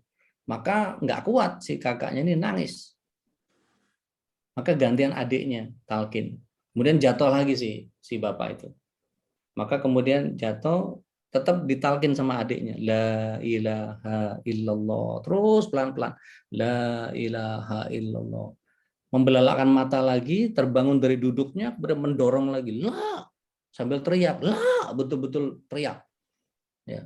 Kaget juga si adiknya nih, akhirnya nangis si adiknya, nggak kuat untuk nerusin talkinnya, maka diambil alih sama kakaknya, meskipun nggak kuat dia kuatin dengan nangis la ilaha illallah terus begitu, sampai akhirnya 3 kali si kakek ini, si masyayikh ini kemudian membelalakkan matanya, bangun dari duduknya, kemudian dia dorong ke depan sesuatu begitu, maka kemudian dia terhempas dengan matanya yang lelah. Matanya lelah, dia lihat anaknya, dia pegang tangan anaknya, diceritakan tadi itu datang guru saya menyatakan bahwa mestinya saya nggak belajar Islam. Dia nyesel katanya, sudah dikubur ternyata bukan Islam yang benar itu Majusi. Maka kemudian saya katakan ini setan, ini bukan guru saya, ini pasti setan yang menjelma jadi guru saya. Maka saya katakan la dengan saya dorong dia. Itu la yang pertama. La yang kedua itu bapak saya datang dan kemudian mengatakan bahwa yang benar itu Yahudi, bukan Islam. Jadi mestinya kamu mati dalam keadaan Yahudi. Dan saya tahu ini kerjaan setan. Saya dorong yang kedua kalinya. Maka yang terakhir ibu sempat guncang hati saya ketika ibu saya mengatakan yang benar Nasrani. Nah, setelah ibumu sudah wafat duluan, ternyata Nasrani yang benar, bukan Islam. Dan antara bimbang, ini benar ibu nih, karena kecintaan saya ke ibu lebih, maka benar nih ibu saya yang ngomong atau setan nih, ibu atau setan, ibu atau setan. Akhirnya saya putuskan bahwa ini setan, nggak mungkin ibu saya menjerumuskan saya kepada kesalahan di akhir hayat saya. Maka saya lemparkan dia dengan kata la yang ketiga. Baru si ayah kemudian baru wafat dalam keadaan husnul khotimah. Sebegitu sulitnya, bahkan orang yang punya kemampuan ilmu agama sekalipun masih dipersulit seperti itu. Jadi sebaiknya memang harus ditemani gitu, Bu Ririn. Nah, kemudian boleh nggak kita menghadiahkan kepada mayit? Tadi ada yang saya koreksi sedikit dari Bu Ririn. Saya tidak mengatakan azab kepada yang baik maupun yang buruk ya. Tapi tidak, maksud saya gini, di barzah itu ada kebaikan, ada keburukan. Kebaikannya dibalas nikmat, keburukannya dibalas azab. Jangan kebolak-balik ya. Tadi Bu Ririn mengatakan agak keliru, nanti saya baik. Ya nggak apa-apa. Jadi ketika ibu ingin menyampaikan sesuatu kepada orang tua, berikan saja. Bisa doa, ya. Rabbana firlana wali walidaina warhamhuma kama rabbauna shighara, boleh. Ya, kita baca Quran, kemudian minta sama Allah, ya Allah, kalau bacaan saya tadi ada pahalanya, berikan kepada orang tua saya dong ya Allah, Allah yarham. Ya Allah, sedekah ini atas nama beliau, ya Allah, wakaf Quran ini atas nama beliau, ya Allah, bangunan masjid ini untuk nama beliau, ya Allah, untuk beliau, kerjakan saja. Insya Allah diterima oleh Allah Subhanahu wa Ta'ala. Cuman memang ada beberapa amalan-amalan yang sangat spesifik seperti membacakan Al-Fatihah. Itu Ibnu Katsir rahimahullahu ta'ala dan Imam Syafi'i menyatakan nggak sampai. Tapi ulama yang lain menyatakan sampai. Kita mau badalkan umrohnya, insya Allah sampai. Kita mau batalkan hajinya, insya Allah sampai. Kita hadiahkan sesuatu kepada itu. Dan bahkan para anak-anaknya yang kemudian dia mengajarkan kepada cucu-cucunya atau cicit-cicitnya si Allah yarham, orang yang sudah meninggal, maka ini insya Allah juga jadi jalan kenikmatan buat beliau. Karena insya Allah doa-doa itu juga akan sampai kepada beliau, Allah yarham. Begitu, Bu Riri. Wallahu a'lam. Jazakallah khairan. Barakallahu. Baik, Baik. apakah masih ada pertanyaan lagi? Mungkin di kolom chat Mbak Windy, apakah ada, Mbak? Satu hal nih Ustaz, saya mau tanya juga mengenai ruh yang mungkin mimpi. Nah, jadi yang pernah saya dengar itu mimpi pada saat di zaman Nabi itu adalah benar, tapi setelah Nabi wafat itu mimpi itu sebenarnya hanya kebetulan ya Ustaz. Misalnya saya orang tua ayah saya baru meninggal, kemudian misalnya dia mendatangi itu sebenarnya tanda apa tuh ya Ustaz? Apakah memang hanya secara kebetulan atau memang orang tua itu pingin istilahnya ngelihat anaknya gitu, sekedar melihat.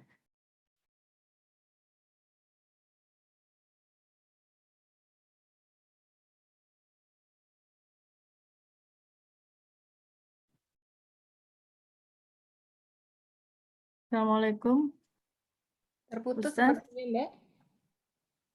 Terputus ya dengan Ustaz ya? Terputus Oke, dengan Ibu. Ustaz ya? Ya, Ustadznya mungkin sinyalnya kurang sinyal. baik. Mohon. Baik, mungkin kita tunggu sebentar.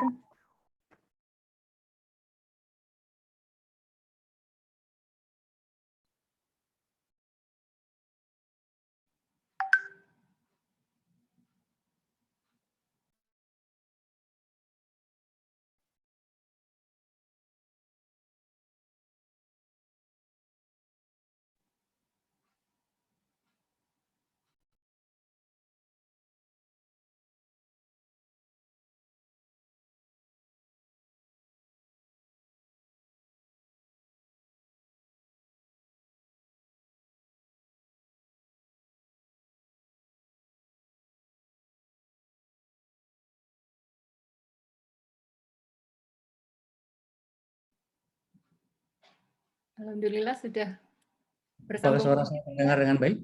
Iya, alhamdulillah Ustaz. Tadi terputus ya Ustaz. Mohon izin. Tadi ada beberapa pertanyaan lagi agak private nih ke saya nih Bu Nia, boleh saya baca? Baik Ustaz, silakan. Baik. Ustaz, apakah selamanya orang yang non-muslim kekal di neraka, apakah tidak ada ampunan bagi mereka karena mereka pernah berbuat baik di dunia? Saya pengen sih bilang jawabnya ada gitu, tapi nyatanya memang nggak ada. Karena di dalam surah Al-Bayyinah, innal ladzina kafaru min ahlil kitabi wal musyrikina fi nari jahannam khalidina fiha abada. Itu di dalam surah Al-Bayyinah ayat yang ke-5 kalau saya nggak keliru. Tolong koreksi saya kalau keliru. Innal ladzina kafaru, sesungguhnya orang-orang yang kafir min ahlil kitabi wal musyrikin, baik yang dari Nasrani, Yahudi maupun Hindu, Buddha, Konghucu, Taoism, Shinto dan lain-lain gitu ya, agnostik dan seterusnya, itu kekal di neraka. Khalidina fiha abada. Ulaika hum syarrul bariyah, mereka seburuk-buruk penciptaan. Ya. Kemudian ada dari satu lagi, Assalamualaikum Ustaz, Waalaikumsalam warahmatullahi wabarakatuh. Ketika almarhum Mama sakaratul maut, kami anak-anaknya berjanji untuk melunasi hutang-hutang Mama walaupun belum tahu berapa jumlahnya. Ketika beliau sudah meninggal, kami baru tahu jumlahnya dan kesulitan membayarnya karena besar jumlahnya. Bagaimana hukumnya jika ternyata kami tak sanggup membayarnya? Tidak boleh. Sebagai ahli waris, itu tetap harus membayar, meskipun dengan kemampuan yang sangat terbatas. Misalnya, mampunya cuma nyicil, boleh nggak apa-apa. Nyicil sehari 5.000, boleh nggak apa-apa. Adanya 2.000 nggak apa-apa. 1.000 nggak apa-apa. Sekarang saya belum ada duit, tapi nanti insya Allah pertengahan November saya ada dapat rezeki yang jumlahnya sekian, maka saya akan bayar di Bobo ya. kesananya saya nggak tahu lagi gitu. Tapi harus diniatkan sebagai dia harus memberikan satu memberikan satu jaminan kepada si orang yang diberikan hutang, ya, pemilik piutang, maka harus tetap dijamin bahwa dia adalah yang harus kita lah yang kemudian sebagai ahli waris harus membayar itu. Gitu.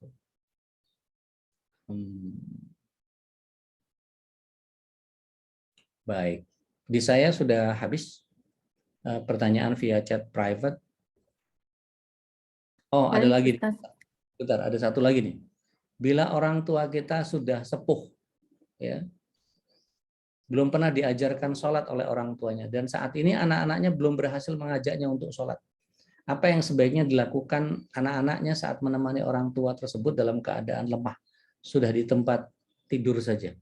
Baik, tetap diajarkan sholat, misalnya diwudukkan dengan tangan kita basuh gitu, dan kemudian kita yang membacakannya Allahu Akbar, tangannya yang kita yang ngangkat gitu, Allahu Akbar, kita yang memperlakukan itu, maka itu sebagai sebuah ikhtiar kita bahwa dia mengerjakan. Satu saat nanti malaikat akan melihat bahwa dia sedang diupayakan oleh anak-anaknya untuk tetap dalam keadaan mengerjakan sholat. Bahwa kemudian hatinya menentang itu urusan dia sama Allah Subhanahu wa taala. Yang penting kita sebagai anaknya tetap mengupayakan itu. Begitu kurang lebih, wallahu alam bisawab. Baik, Bunia, silakan. Baik, Pak Ustadz. Masih ada lagi yang ingin bertanya? Silakan, bisa langsung atau di chat.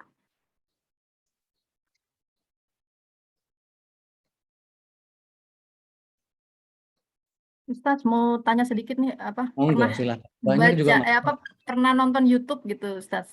Ya. Kan ada orang yang mati suri gitu ya. Sebenarnya mati suri itu apa sih, Ustadz? Terus kemudian dia itu kan katanya dipertemukan dengan kayak yang bertanya siapa Tuhanmu dan lain-lain ya, nabimu, dan dia diperlihatkan misalnya yang serem-serem lah gitu. Ada yang disiksa dan lain-lain. Itu sebenarnya syaiton atau memang dia dapat istilahnya hidayah untuk dia memperbaiki diri hidup dia setelah kembali hidup, atau bagaimana tuh, Ustaz? Pengen sedikit tahu. Bismillahirrahmanirrahim. Wallahu a'lam bishawab. Tidak ada satupun data tentang mati suri di zaman Rasulullah SAW. Dan tidak mungkin syariat ini kurang. Syariat Islam ini seolah-olah kurang. Kayaknya ada kekurangan di syariat mati suri deh, gitu. Nah, ini yang saya tidak punya data. Maka karena memang om saya sendiri mati suri. Dan itu ya dulu waktu zaman saya masih di Surabaya, itu om saya bahkan beliau jadi sudah kan angkatan laut, dimasukkan peti, kemudian ditenggelamkan begitu. Rupanya ditenggelamkan, terlalu kedap si petinya itu, pemberatnya lepas, qadarullah, maka si peti ini ngambang. Peti ini kemudian naik ke permukaan terus mengapung begitu. Ketemu setelah 3 hari sama nelayan. Maka dia gedor-gedor tuh, duk, tolong saya. Akhirnya dibantu sama salah seorang nelayan. Ya dia pulang dalam keadaan pakai sarung kafan begitu. Pada saat 3 hari, karena kami keluarga di Surabaya itu lingkungan saudara-saudara kita yang masih melakukan tahlilan, maka lagi tahlilan dia pulang pakai sarung kafan gitu, panik juga, bubar semuanya gitu. Terus ceritanya kurang lebih hampir mirip tuh, sama-sama kayak begitu, ketemu sama tempat terang, terus segala macam, ketemu sama orangnya, kelihatan mukanya, ditanya namanya siapa, ternyata harus kembali segala macam dan seterusnya, seperti itu. Ya.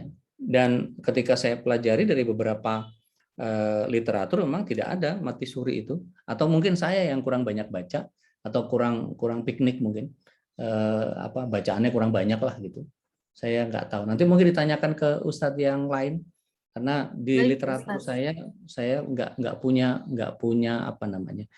sebab ini pikiran nakal saya ya, boleh ditolak.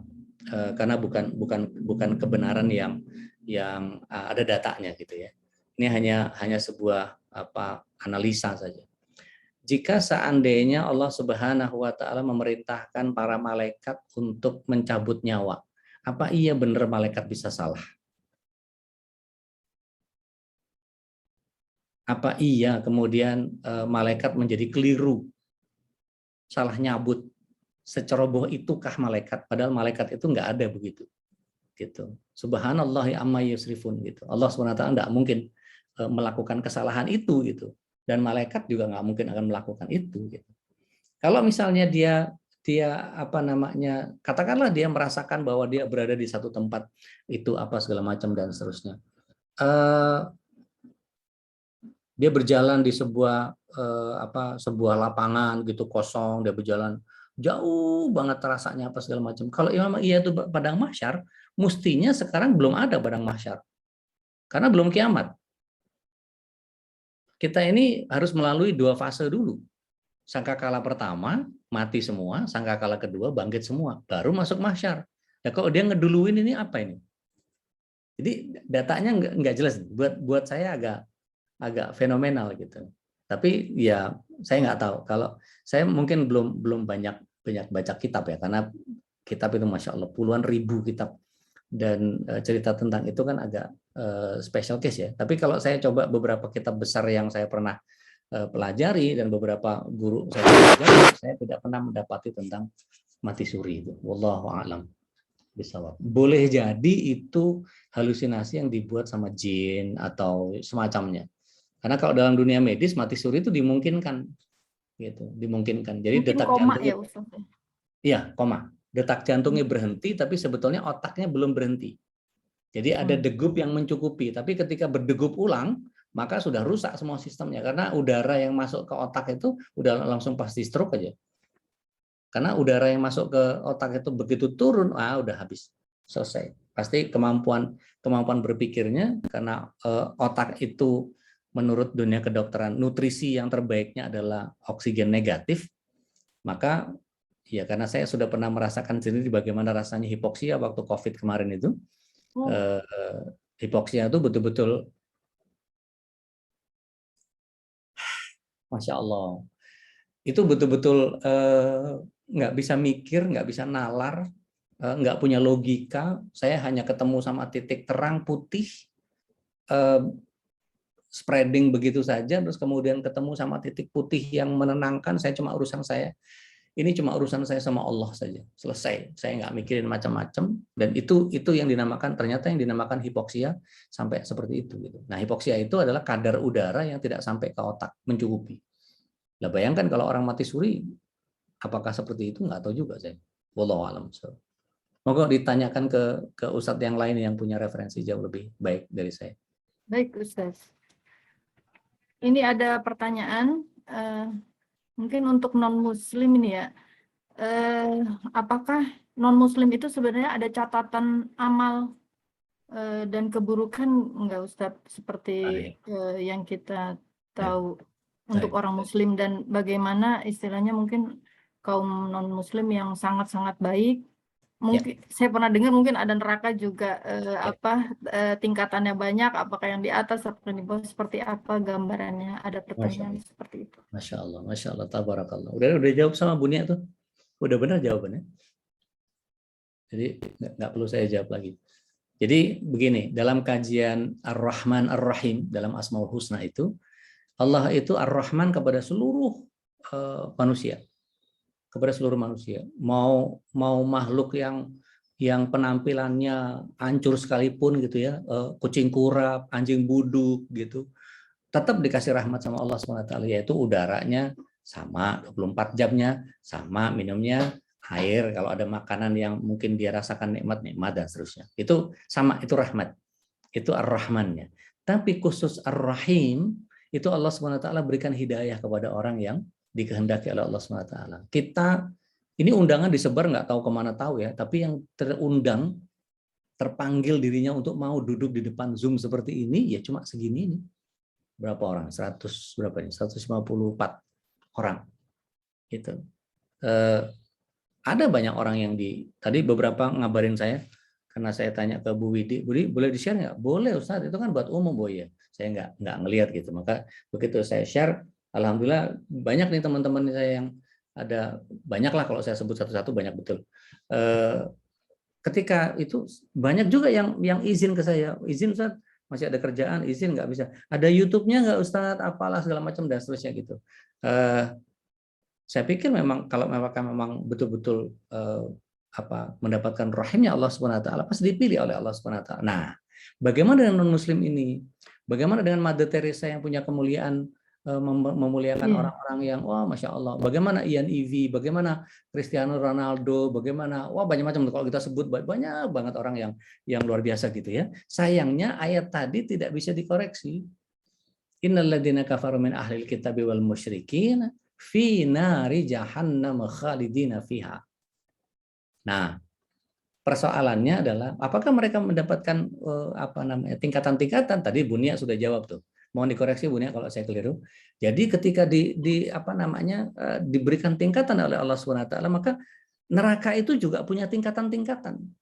Yang punya kebaikan-kebaikan selama di dunia, dia mendapatkan kedudukan mulia di neraka, tetap di neraka, gitu. Yang paling ringan siksaannya itu ketika telapak kakinya kena bara api, itu yang mendidih duluan otaknya, gitu. Jadi tetap dia mendapatkan kemuliaan karena kebaikan di dunianya dibalas oleh Allah SWT dengan tingkatan kemudahan di neraka, tetap di neraka. Tetap di neraka, nggak bisa masuk ke surga, ngicipin surga, enggak, karena mereka nggak punya iman. Syarat untuk orang bisa masuk surga itu adalah asyhadu alla ilaha illallah wa asyhadu anna muhammadar rasulullah. Bas. Jadi nggak ada cerita kalau ada orang, oh baik banget loh, iya, mau dia apalah segala macam kata Allah SWT, bahkan jadi ahli waris pun nggak boleh, gitu. Bahkan jadi orang kepercayaan pun nggak boleh. Surat 5 ayat 51 yang dibacain sama saudara kita yang non-muslim, akhirnya bikin dia masuk ke penjara kan? Gitu. Jadi tidak ada kebaikan kepada mereka di akhirat nanti. Di dalam surah yang ketiga, surah Ali Imran, ayat yang ke-83. Ada yang bisa bantu baca? Wa man yabtaghi ghairal islami dinan falan yuqbala minhu wa huwa fil akhirati minal khasirin. Silakan Bu Nia kalau udah ketemu. Maka, mengapa mereka mencari agama yang lain selain agama Allah? Padahal apa yang di langit dan di bumi berserah diri kepadanya, baik dengan suka maupun terpaksa, dan hanya kepadanya mereka dikembalikan. Dan kalau dalam bahasa sederhananya, waman yabtaghi ghairal islami dinan, barang siapa mencari selain Islam sebagai dinnya, falan yuqbala minhu, bahkan tidak akan diterima oleh Allah Subhanahu wa taala. Wa huwa fil akhirati, dan mereka di akhirat nanti minal khasirin, orang yang merugi. Ya, orang meruginya ya pasti kalau di akhirat merugi itu pasti urusannya ya pasti neraka. Gitu. Kalau beruntung pasti surga. Gitu. Wallahu a'lam bishawab. Begitu kurang lebih Bu Nia. Silakan jamaah, apakah masih ada yang ingin bertanya? Bisa diinformasikan di kolom chat. Atau mau nambahin boleh, mau ngoreksi boleh. Ustadz, mungkin Ya. untuk penyemangat kita meraih surga, kira-kira gambaran surga yang sangat singkat itu seperti apa, Ustadz? Masya Allah, Masya Allah, Masya Allah, tabarakallah. Karena ini nunggu pertanyaan dari jamaah. Masya Allah. Kata Rasulullah SAW,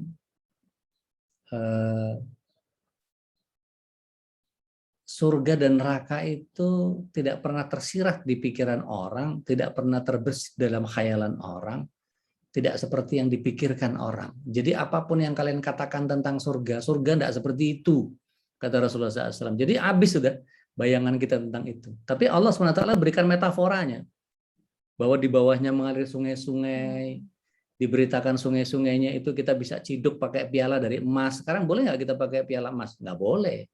Piala emas hanya untuk pertandingan olahraga. Boleh kita pakai minum? Nggak boleh. Gitu.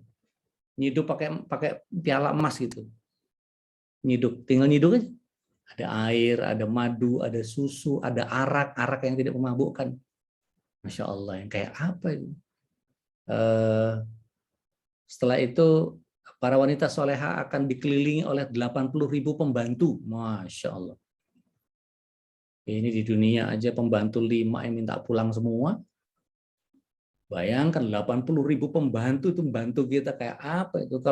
Kalau dikerembat mungkin selembar rambut itu mungkin ada 1 bidadari gitu ya. Muka mungkin yang peeling, yang facial, yang anti-aging apa segala macam itu mungkin ada berapa bidadari ngumek-ngumek muka kita apa segala macam, yang mijitin yang apa segala. Oh Masya Allah. Itu buat wanita yang soleha. Buat para pria soleh itu mendapatkan bidadari sebanyak 32 bidadari keliling. Masya Allah. Di dunia aja ngelirik perempuan lain aja udah pelototin sama bini. Langsung dipukul, mata, kan repot. Itu nanti surga Masya Allah dikelilingi. Apa yang mau dimakan tiba-tiba muncul. Coba mohon izin, surat 52 ayat 18, Bu Nia mungkin bisa baca. Itu sampai ke 21-nya, Masya Allah itu. Baik. Tafadhali, artinya aja nggak apa-apa. Atur ya, atur 18. Atur, nah, atur.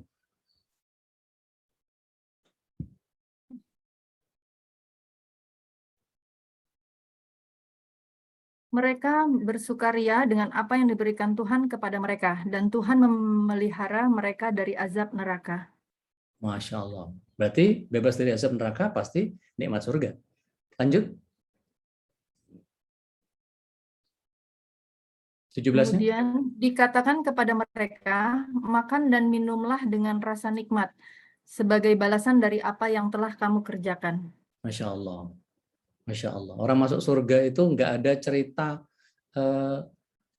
ketusuk duri tengiri gitu, nggak ada.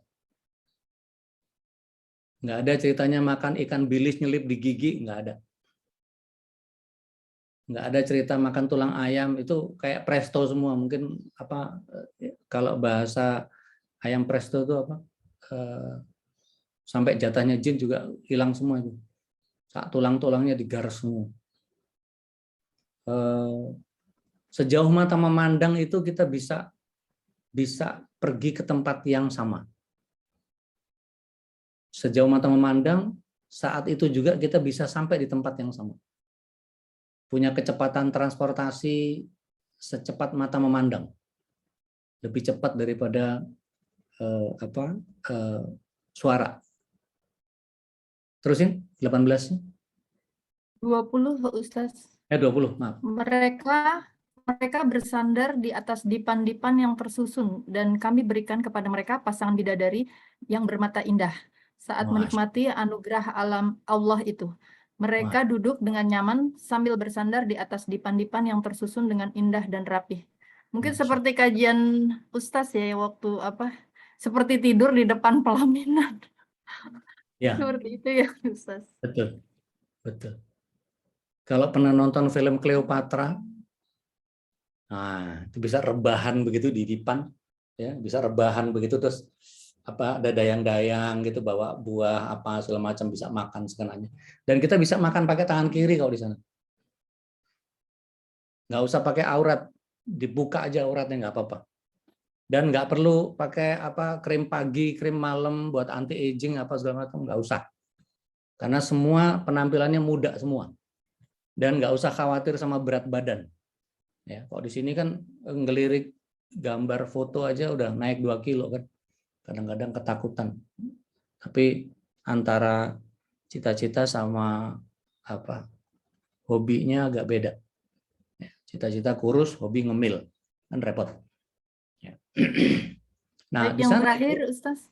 Ya, 21-nya. Dan silakan. orang-orang yang beriman beserta anak cucu mereka yang mengikuti mereka dalam keimanan, kami pertemukan mereka dengan anak cucu mereka di dalam surga.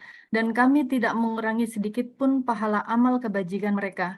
Setiap orang terikat dengan apa yang mereka kerjakan. Masya Allah, tabarakallah. Menikmati surga sekeluarga besar sama anak cucu, Masya Allah, tabarakallah. Itu keindahan yang luar biasa. Dan usia kita sama waktu itu. Antara sekitar 25 sampai 30-an. Masih seger-seger semua. Masya Allah. Jadi nggak ada kayak cerita sekarang duduk di bawah lama dikit nggak ada tuh. Yang duduk lama ditekuk terus mesti ngelurusinnya lama banget segala macam, kolesterol, osteoporosis, nggak ada tuh. Nikmat semuanya betul-betul dinikmati.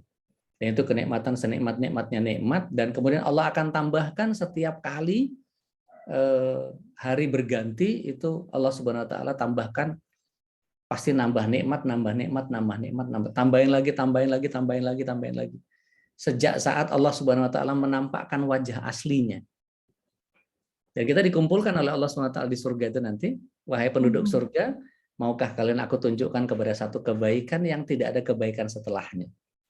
Ya Allah, 99 nikmat yang 99 rahmat yang kau berikan kepada kami yang cuma satu di dunia, rahmatmu, ini saja sudah kewalahan buat kami menikmatinya. Bagaimana dengan kebaikan yang tidak ada kebaikan setelahnya? Maka Allah SWT tampakkan wajah aslinya, dibuka tabir gaibnya. Dan itu adalah pemandangan yang tiada tara. Itu keindahan yang tiada duanya. Dan kita bisa saling berkunjung di situ. Ustaz. Amin, Ustaz, semoga kita bisa dipertemukan Ya Rabb. oleh keluarga di surga. Ya Rabb. Amin. Ini Ustaz, ada ada pertanyaan lagi. Ini Lela doa ya. apakah yang tepat untuk mertua yang sudah meninggal? Jadi doa yang tepat untuk mertua yang sudah meninggal. Nah, Allahumma gfir laha atau rabbighfirli wali walidayya warhamhuma kama rabbayani shaghira. saya. Bismillahirrahmanirrahim. Ala Rasulillah. Doa yang tepat, tidak ada yang tepat. Semua doa yang ditujukan dengan hati dan perasaan yang betul, insya Allah akan sampai kepada mereka. Misal pakai bahasa Indonesia, ya Allah, mertua saya yang sudah meninggal, berikan mereka nikmat kubur, berikan mereka hidangan-hidangan yang mulia, berikan mereka atas setiap kami anak-anak dan menantunya ini mempersembahkan untuk beliau kebaikan-kebaikan yang kami segerakan, mau bentuknya wakaf Quran seperti yang tadi saya sampaikan, mau wakaf Quran, mau kurban, mau hadiah ini itu apa segala macam, kita bikin senang anak yatim, kita bawa ke Dufan berapa ratus anak gitu, atau kita santuni mereka kehidupannya, kita cukupi sampai dia kuliah apa segala macam dan seterusnya. Itu jadi kebaikan buat beliau. Dan doa yang mana yang paling tepat, yang Rasulullah SAW contohkan itu diantaranya memang Robbi firli wali waladayya warhamhuma kama rabbayani shaghira tadi, atau bentuk jamaknya ya, Rabbana firlana dunubana wali walidayna warhamhuma kama rabbawna shighara, ya, bentuk jamaknya saja. Atau yang tadi Allahumma firlaha boleh, Allahumma firlahum boleh, Allahumma firlahum warhamhum wa'afi wa'fu anhu wa akrim nuzulahum wa wasi' madakhalahum wa nawwir kuburhum, banyak-banyak diulang-ulang, nggak apa-apa, insyaallah. Yang mana saja insyaallah tepat semuanya. Selama kita betul-betul berdoanya tidak hanya lisani tapi juga dengan hati dan pikiran kita. Wallahu a'lam. So, ini ada masuk satu Baik, pertanyaan Ustaz. lagi Mungkin ini ke ada saya nih. pertanyaan terakhir, 2 pertanyaan. Baik, Karena mungkin waktu. siap. Oh iya, baik. Silakan Ustaz. Assalamualaikum warahmatullahi wabarakatuh. Waalaikumsalam warahmatullahi wabarakatuh. Afwan Ustaz, izin bertanya, jika kita memiliki orang tua yang masih melakukan ritual seperti tahlilan, selamatan, dan lain-lain, sedangkan kami sebagai anak ingin sekali membawa orang tua kita yang sudah sepuh ke dalam ajaran agama yang benar, mengerjakan ibadah seperti yang dicontohkan Rasulullah SAW dan para sahabat ridwanullah alaihim ajma'in, tapi sering mendapatkan penolakan. Kalau seperti itu bagaimana Ustaz? Sikap kita sebagai anak. Jazakillahu khair. Ya, mohon izin koreksi sedikit, bukan jazakillah kalau ke saya, jazakallah. Ya, kalau jazakillah itu kayaknya saya gimana gitu. Ya, kalau jazakallah itu ke laki-laki, kalau ke jazakillah buat perempuan. Taib. Bagaimana caranya supaya kita bisa satu server nih sama orang tua kita, sama mertua kita? Dakwahi, doakan, dakwahi, doakan, dakwahi, doakan, dakwahi, doakan, dakwahi, doakan, dakwahi, doakan. Jangan pernah berhenti. Tapi dengan elegan. Jangan langsung dibantai, jangan langsung dibilang ini kan nggak ada contohnya, jangan. Pelan-pelan aja. Pelan-pelan aja. Beritakan bahwa sebetulnya ini tidak ada contoh, sebaiknya kita ngikutin yang dari Rasulullah SAW gitu. Jangan sampai kalau kata orang Sunda itu capek digawe teka pakai gitu. Udah ngerjain banyak-banyak, capek malah nggak ada hasilnya. Tapi dengan elegan, dengan hadiah, dengan lihat waktu, pokoknya cari suasana yang paling nyaman deh supaya mereka bisa ngobrol sama kita gitu. Wallahu a'lam. Silakan tadi pertanyaan terakhir. Ada 2, Ustaz. Mangga. Jadi kalau ada orang dalam kondisi mungkin sakit koma dan di ICU, selain dituntun, bolehkah disambung dengan murotal? Karena ICU tidak boleh ditunggu oleh keluarga. Syukron. Ya. Kemudian Boleh. yang kedua adalah bagaimana kita mendoakan husnul khotimah ke orang yang meninggal.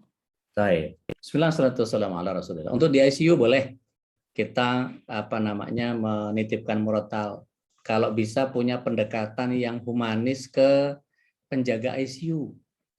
ke suster-suster ICU, deketin, misalnya kasih note ke, misalnya kita tahu dokternya si Anu, kalau kita boleh nggak nanya ketemu sama suster penjaga ICU yang jam sekian, jam sekian, kita surati dia, kita minta tolong kepada dia, berikan hadiah, tali kasih segala macam dan seterusnya, tolong murotal orang tua saya dijaga dan seterusnya apa segala macam, karena saya nggak bisa nemenin, ini sebagai pembantu saya untuk gantiin posisi saya, jadi saya tolong sekalian murotalnya nggak pernah mati dan seterusnya, atau minta tolong ini colokin terus nyalain aja bagian yang ininya dan seterusnya, itu insya Allah nggak ada masalah ya. Terus bagaimana kita mendoakan husnul khotimah untuk orang yang meninggal? Begini, doa husnul khotimah itu untuk orang yang masih hidup. Husnul khotimah itu adalah kondisi di mana husnul itu baik, khotimah itu akhiran. Jadi didoakan kalau masih hidup seperti kita ini, mudah-mudahan kita semua mati dalam keadaan husnul khotimah, amin. Tapi kalau udah mati, sudah khotimah, apalagi yang mau dimintain husnul, ya udah nggak pas, gitu. Oh, udah mati kok, gitu. Cuman kalau kita misalnya dengar kabar gitu ya, oh meninggal si Anu ibu ya, innalillahi wa inna ilaihi raji'un, mudah-mudahan husnul khotimah, itu salah sebetulnya, tidak pada tempatnya karena sudah meninggal, gitu. Tapi kalau masih naza, masih masih hidup, maka kita mohonkan kepada Allah SWT, kita mintakan kepada Allah, mudah-mudahan diwafatkan dalam keadaan husnul khotimah. Yang masih hidup boleh silakan, tapi kalau sudah mati ya nggak bisa, gitu. Jadi kurang tepat lah, gitu. Banyak yang salah kaprah kan di kita kan, sama kayak orang di bulan puasa itu sedia takjil. Takjil itu apa? Takjil itu dikata ajala, segerakan. Takjil itu penyegera, maksudnya makanan penyegera, bisa air, bisa teh, bisa kurma, bisa kolak, bisa macam-macam. Tapi kalau sedia takjil gratis, itu kan sama kayak nulis sedia segera gratis. Nah kan aneh, tapi karena sudah jadi salah kaprah di kita, maka husnul khotimah biasanya dibacakan juga untuk orang yang sudah meninggal. Karena salah kaprah aja. Tapi kalau dia tahu makna daripada doanya itu, sebetulnya dia akan lakukan pada saat sebelum meninggal. Wallahu a'lam bishawab. Begitu kurang lebih. Baik, Ustaz. Alhamdulillahirabbil alamin. Jazakallah khair Ustaz Dodi Al-Jambari atas tausiah yang telah disampaikan. Semoga menjadi amal ibadah bagi Ustaz. Ya. Semoga kita semua juga bisa mengambil pelajaran dari kajian ini. Selanjutnya, sambutan penutup dari Ketua 2 POMG SMA Lab School Jakarta yang akan disampaikan oleh Ibu Yanti.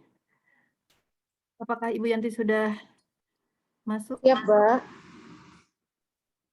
Ya, hadir, Mbak. Silakan Bu Yanti. Ya. Terima kasih. Bismillahirrahmanirrahim. Assalamualaikum warahmatullahi wabarakatuh. Yang terhormat Kepala SMA Lab School Jakarta, Bapak Anu beserta Wakil, Kepala SMP Lab School Jakarta, Bapak Asfi beserta Wakil, Bapak dan Ibu Guru SMP dan SMA Lab School Jakarta yang mungkin hadir di kajian siang menjelang sore hari ini, Ketua Umum PMG SMA Lab School Jakarta, Pak Bimo beserta jajarannya, Ketua Umum PMG SMP, Ibu Ayu beserta jajarannya, dan yang kami cintai dan banggakan, Bapak Ibu peserta kajian online siang ini, yang insya Allah dirahmati Allah Subhanahu wa Ta'ala. Alhamdulillah, puji syukur kehadirat Allah Subhanahu wa Ta'ala atas limpahan rahmat dan karunia-Nya. Salawat dan salam akan selalu tercurah kepada junjungan kita Nabi besar Muhammad SAW, keluarga dan sahabat-sahabat beliau. Bapak Ibu yang kami hormati, telah kita dengarkan bersama tadi tausiah dari Ustadz Dodi Al-Jambari terkait perjalanan setelah kematian.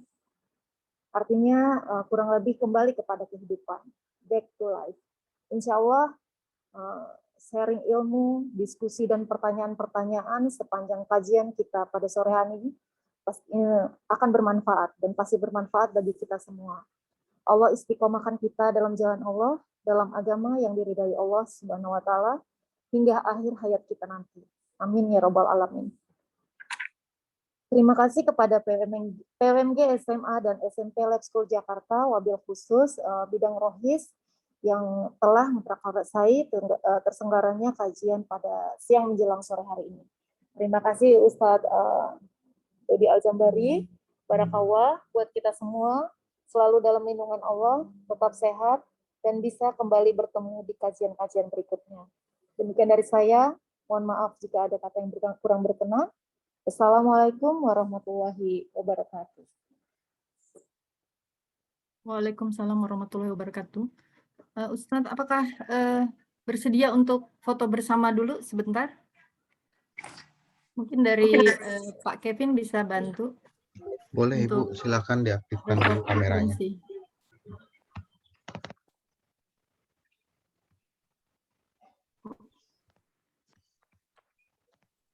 Mohon dipandu Pak Kevin. Silakan di Bapak Ibu semua diaktifkan kameranya. Nanti saya bantu foto dari sini. Oke.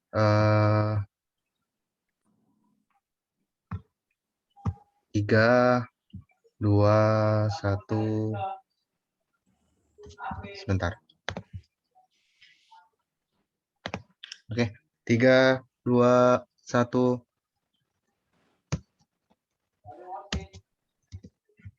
Oke, sekali lagi. 3, 2, 1. Oke, terima kasih Bapak Ibu semua atas Terima kehadirannya. kasih Pak Kevin. Ya, sama-sama Ibu. Akhirnya kita sampai di penghujung acara. Kami selaku pembawa acara, jika terdapat salah kata atau sikap yang tidak berkenan di hati Ustadz dan Bapak Ibu sekalian, mohon maaf sebesar-besarnya. Semoga kajian ini membawa manfaat bagi kita semua. Amin. Mari kita tutup majelis ini dengan membaca hamdalah. Alhamdulillahirabbil alamin. Amin. Dan doa kafaratul majelis. Subhanallah.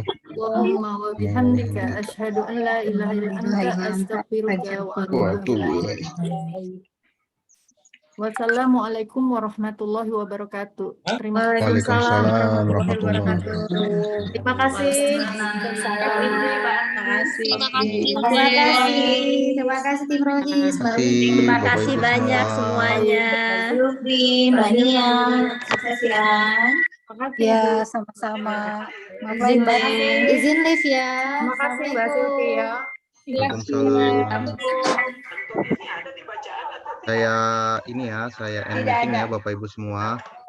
Terima kasih Pak Kevin. Sama-sama Ditunggu Ibu. rekamannya. Ya, terima kasih Ibu. Ya, Assalamualaikum warahmatullahi wabarakatuh. Waalaikumsalam warahmatullahi wabarakatuh. Waalaikumsalam warahmatullahi wabarakatuh. Sehat-sehat semuanya ya Bapak Ibu. Amin, amin ya Allah.